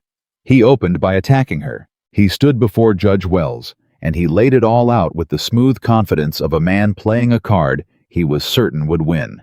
That the entire case against his client rested on the word of a convicted kidnapper and the schemes of a disgraced kitchen servant, a woman dismissed from her last position under a cloud of theft, a woman of proven bad character who had inserted herself into this valley's affairs and poisoned honest men against a pillar of the territory. He said Rachel's name like it was something scraped off a boot. He turned to the packed benches, and he asked them with theatrical sorrow whether they would truly take the word of a thieving housemaid over that of Marcus Sutton. Rachel sat perfectly still through all of it. She'd been called worse, and she'd been waiting 3 months for a man to reach for exactly this weapon in exactly this room, when Sutton's lawyer sat down satisfied, certain he'd gutted the case at its root. Rachel's own counsel, a sharp young territorial attorney. The marshal had found one who owed Sutton nothing, rose and said mildly, "Your Honor, the defense has made much of Miss Doyle's character. The prosecution would like to address it directly. We call Mr. Edward Ellison of Cheyenne." Rachel watched Marcus Sutton's face as Edward Ellison walked to the stand. Watched the first flicker of something that wasn't quite certainty cross those untroubled features. He didn't know the name. He'd built his whole opening on a lie he assumed no one could disprove, and now here was a stranger walking to the witness chair, and for the first time all morning, Marcus Sutton did not look entirely sure of himself. Edward Ellison was sworn. And then in a quiet, steady voice that carried to every corner of that silent room, he told them. He told them his mother had employed Rachel Doyle for 6 years and trusted her completely. He told them his mother had died of a fever and the household had passed to his aunt, Mrs. Colfax. He told them that Mrs. Colfax had wanted Rachel's position for her own niece and had taken a silver comb and hidden it and accused Rachel of the theft to be rid of her. And then he opened the leather case and he drew out his mother's journal, and he read to the court in the dead woman's own words written 3 days before she died. The confession that the comb had never been stolen, that Rachel Doyle was innocent, that his mother meant to set it right the moment she was well enough and had never gotten the chance. He laid the journal before Judge Wells. He laid beside it the notarized statement, and the recovered comb itself. And he said in a voice that rang like a struck bell in the dead silence of that room, "Rachel Doyle is no thief. She never was. She is the most honest woman I have ever known, and she was destroyed by a liar. And I have crossed this entire territory to stand in this room and say so under oath." The defense called her a woman of bad character. I call her the finest character I've encountered in my life, and I have the proof in ink in my dead mother's hand to back every word. The courtroom did not erupt. It did something stranger and more powerful. It went utterly breathlessly still, the stillness of 100 people watching a lie. They'd been handed an hour before, turned to ash in front of their eyes. And Marcus Sutton, in his $1,000 coat, understood at last that the weapon he'd built his entire defense around had just been turned in his hand and driven straight back into his own chest. Because if the theft was a lie, and it was proven, notarized, testified to under oath, then the disgraced kitchen servant was in fact a woman framed by a liar and vindicated by a dying woman's own confession. Her word was not worthless. Her word was iron. And every single thing that iron-worded woman had discovered and assembled and carried to this courtroom, the pattern, the notes, the confession. The second set of papers now stood before Judge Wells, not as the schemes of a bad character, but as the meticulous, honest work of a woman whose integrity had just been proven beyond any possible doubt. Sutton's lawyer shot to his feet to object to salvage, to do anything at all, and found there was nothing to object to. You cannot cross-examine a dead woman's journal. You cannot rattle a notarized seal. Edward Ellison sat in the witness chair with nothing to gain and nothing to hide, and every soul in that room could see it. From there it came apart for Sutton with a speed that was almost merciful. The prosecution called Marshal Coleman, who laid Pruitt's signed confession before the court. It named Sutton as the architect of the entire scheme, the source of every dollar, the designer of the rates and the demand clauses, the man who wanted the water rights for the railroad and had built the whole machine to steal them. The prosecution entered the second set of papers, Sutton's own hand tying him to every note in the valley. The prosecution called Dutch Vandersar, who told the court in his thick accented voice about the Ames family driven out 2 years before, and the land sold to the railroad for 8 times what they'd owed, and the pattern that had terrorized a valley into silence. The prosecution called family after family, the Kellermans, the Boyds, all of them, each one telling the same story of the same crushing rate, the same impossible demand clause, the same slow strangling by a note designed from the start to be impossible to pay. And the prosecution called Jacob Hart, who told the court in a steady voice that never once wavered about the day Horace Pruitt's ransom note had been nailed to his fence post, and about riding to the old Ames place and finding 30 of his neighbors already there standing in the light, and about his 9-year-old son held for ransom by men in the pay of the pillar of the territory, now sitting in his fine coat at the defense table. When Jacob spoke about Silas, the courtroom's silence took on a different quality entirely. Rachel watched it move across the benches the moment a room full of strangers stopped seeing a legal proceeding and started seeing a father who'd nearly lost his boy. Sutton could buy newspapers. He could buy senators and churchmen and the president of the Cattlemen's Association. But there was not enough money between Cheyenne and Denver to buy back the look on that courtroom's face when Jacob Hart described his son held captive so that a rich man could steal a valley's water. Judge Harmon Wells listened to all of it with a face like weathered stone. And when the last witness had spoken and the last paper had been entered, and Sutton's lawyer had exhausted every objection the law allowed, the old judge took off his spectacles and he cleaned them slowly. And he looked down at Marcus Sutton for a long, long moment. In 40 years on the bench, Judge Wells said at last, "I have seen a great many powerful men come into my courtroom believing that their power would follow them through the door. It never does. The law does not care what a man's coat cost. It does not care whose hand he shook at the fair. It cares what he did." He set his spectacles back on his nose. "Mr. Sutton, you designed a machine to strip 9 families of their homes and their water and their futures, and when one of them dared to resist you, had a 9-year-old child taken and held for ransom to frighten his father into silence. You did it quietly. You did it legally, as far as you could manage. You did it believing that no one in this valley would ever dare to stand up, and no partner of yours would ever dare to talk, and no court would ever dare to touch you." The old man leaned forward. "You were wrong on all 3 counts. And you were brought down in the end, not by a jailed crook, and not by a valley of ranchers, but by a woman you dismissed as a thieving servant, a woman whose only crime was being too honest to frighten and too clever to fool. There is a justice in that I find I cannot improve upon." He found Marcus Sutton guilty on every count the law allowed: conspiracy, extortion, his part in the kidnapping of Silas Hart. And he declared in the same iron voice that every note tied to Sutton's name was void, struck down as the fruit of a criminal conspiracy unenforceable in any court in the territory, dead as the paper it was printed on. 9 families walked out of that courthouse owning their land free and clear. Marcus Sutton walked out of it in irons, and the state senator and the 2 churchmen and the president of the Cattlemen's Association were nowhere to be found, having discovered the way such men always discover that their friendship with a powerful man ended precisely at the courthouse door. Outside on the courthouse steps, the valley did not cheer. It did something Rachel found she would carry with her the rest of her days.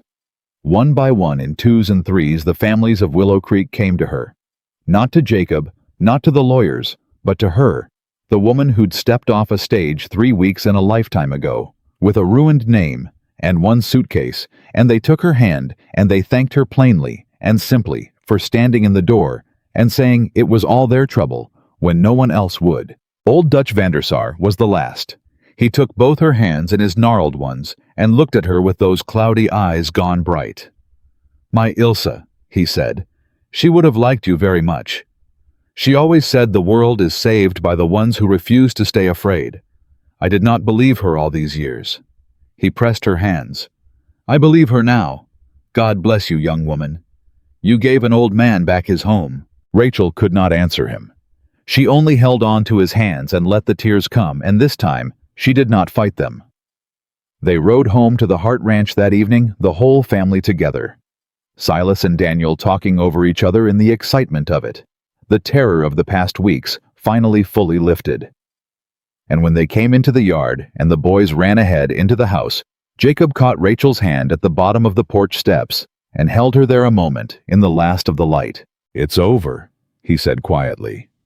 "The valley's safe. Sutton's answered for it. Pruitt's answered for it. Your name's clean in every corner of this territory. There's not one single thing left hanging over us." His hand tightened around hers, and Rachel felt the tremble in it, this steady, strong man trembling like a boy. "I told you I'd ask you the day it was done. Not one day sooner. Well," he drew a breath. "It's done, Rachel. It's all done. So I'm asking." Rachel looked up at him. "You came here to cook," Jacob said, and his voice broke clean in half on it. "I put it in a letter plain as I could make it. No wife, no companion, no changes to my life. I told you I only needed somebody to keep my boys fed." He shook his head slowly, wonderingly, a man marveling at how blind he'd been. "And you walked into my house, and you fed my boys, and you saved my ranch, and you saved this whole valley, and you gave me back my sons, and you gave me back." His voice failed him, and he pushed through it. "You gave me back myself, Rachel, the man I was before Mary died, the man I thought I'd buried with her. You dug him up out of the cold ground with your own 2 hands, and you never once asked for a thing in return." "Jacob, I don't want to cook." The same words he'd said in a different life in a different kitchen turned now into something else entirely. "I never did, it turns out. I just didn't know how to want anything at all until you. I want you to stay, Rachel. Not as help. Not as hired anything. I want you to stay as my wife and my partner, and the mother. My boys have already decided you are whether either of us says a word about it. I'm not asking you to replace Mary. Nobody could, and I wouldn't ask it. I'm asking you to build something new. With me. With us. Something that's ours." He held her hand against his chest over his hammering heart. "I love you. I have for weeks and been too much of a coward and too much of a fool to say it. So I'm saying it now on my own porch with the whole thing finally done. I love you, Rachel Doyle. Stay, please, stay and be my family." Rachel stood at the bottom of those porch steps, and she thought about the woman who'd ground a letter into the mud outside a stage depot 3 weeks ago, certain she had nowhere in the world to belong, certain the truth would never save her, certain that every door she'd ever knock on would shut in her face the moment they heard her name. And she thought about this man who had opened a door in the dark on nothing but the evidence of his own good heart, who had burned a lie in his stove before he'd even heard her side, who had believed her when she had no proof to give, and gone on believing her, and had never once, not for a single moment, made her feel like anything less than the honest woman she'd always known herself to be. "You want to know something, Jacob Hart," she said, and her voice was thick, but it was steady, and it was sure. "The day I stepped off that stage, I had exactly $1 in my pocket and a name I thought was ruined past saving. I thought I'd come here to survive, just to survive, to cook enough meals and keep my head down enough that maybe I could scrape together a life somewhere nobody'd heard the lie." She laughed, wet and unsteady and full of wonder. "I didn't come here to be saved. I didn't believe in being saved anymore. I'd stopped believing anybody would ever open a door for me again." She reached up and laid her hand against his face. "And then you did. Before I'd earned it. Before you had one good reason to. You just opened it and let me in and gave me somewhere to belong." Her eyes were streaming now, and she didn't care. "So yes, Jacob. I'll stay. I'll be your wife and your partner, and I'll raise those boys as my own for the rest of my life, and I will spend every single day of it grateful that a broken-down stagecoach set me down in your yard instead of any place else on this earth. Yes. 1,000 times yes." Jacob Hart made a sound that was half a laugh and half a sob, and he pulled her into his arms and held her like a man holding on to the only solid thing in a world that had spent 4 years trying to convince him there was nothing solid left. And from the porch above them came a whoop and a holler. Silas and Daniel, who had been listening at the window the entire time, and could not contain themselves 1 second longer, and then both boys came tumbling down the steps and threw themselves into the tangle of it. 4 people wrapped up together in the last gold light of evening, and it was Silas. Tough, proud Silas, who had spent his first 17 days deciding whether she could be trusted, who buried his face against Rachel's side and said the word that undid her completely. "Ma," he said. Just that. "Ma." And Rachel Doyle, who had arrived with 1 suitcase and a lie nailed to her name, who had been called a thief by the powerful and a servant by the cruel and worthless. By everyone who'd ever shut a door in her face, gathered that boy against her, and understood with a certainty that went all the way to the bones of her that she was home. The Willow Creek Valley told the story for years afterward, the way valleys do. They told how a rich man in a fine coat once tried to steal 9 families' homes with a stack of crooked paper, and how he was brought down not by lawmen or by armies, but by the neighbors he'd tried to keep frightened and alone standing together at last in the light. They told how a jailed banker's own betrayed conscience gave up the name that mattered. They told how a dying woman's journal crossed a territory to clear an innocent name at the exact hour it was needed most. But mostly, they told about the cook. The woman who came off the stage with nothing and left the whole valley richer for it. The woman who was called a thief and turned out to be the most honest soul any of them had ever known. The woman who was hired to feed 2 motherless boys and who fed a broken family back to life instead, and who taught a shut-down grieving man that a home is not the walls you sleep between or the paper that says the land is yours. Because in the end, that was the truth. Jacob Hart learned and never forgot and passed down to his sons and his sons' sons. A home is not built with walls, and it is not held together with deeds or notes or any paper a man like Sutton could ever forge or steal. A home is built with the people who choose to stay when they are free to go. And Rachel Doyle, who had every reason in the world to leave, and every door in the territory finally opened to her, chose with her whole heart and for the rest of her life to stay.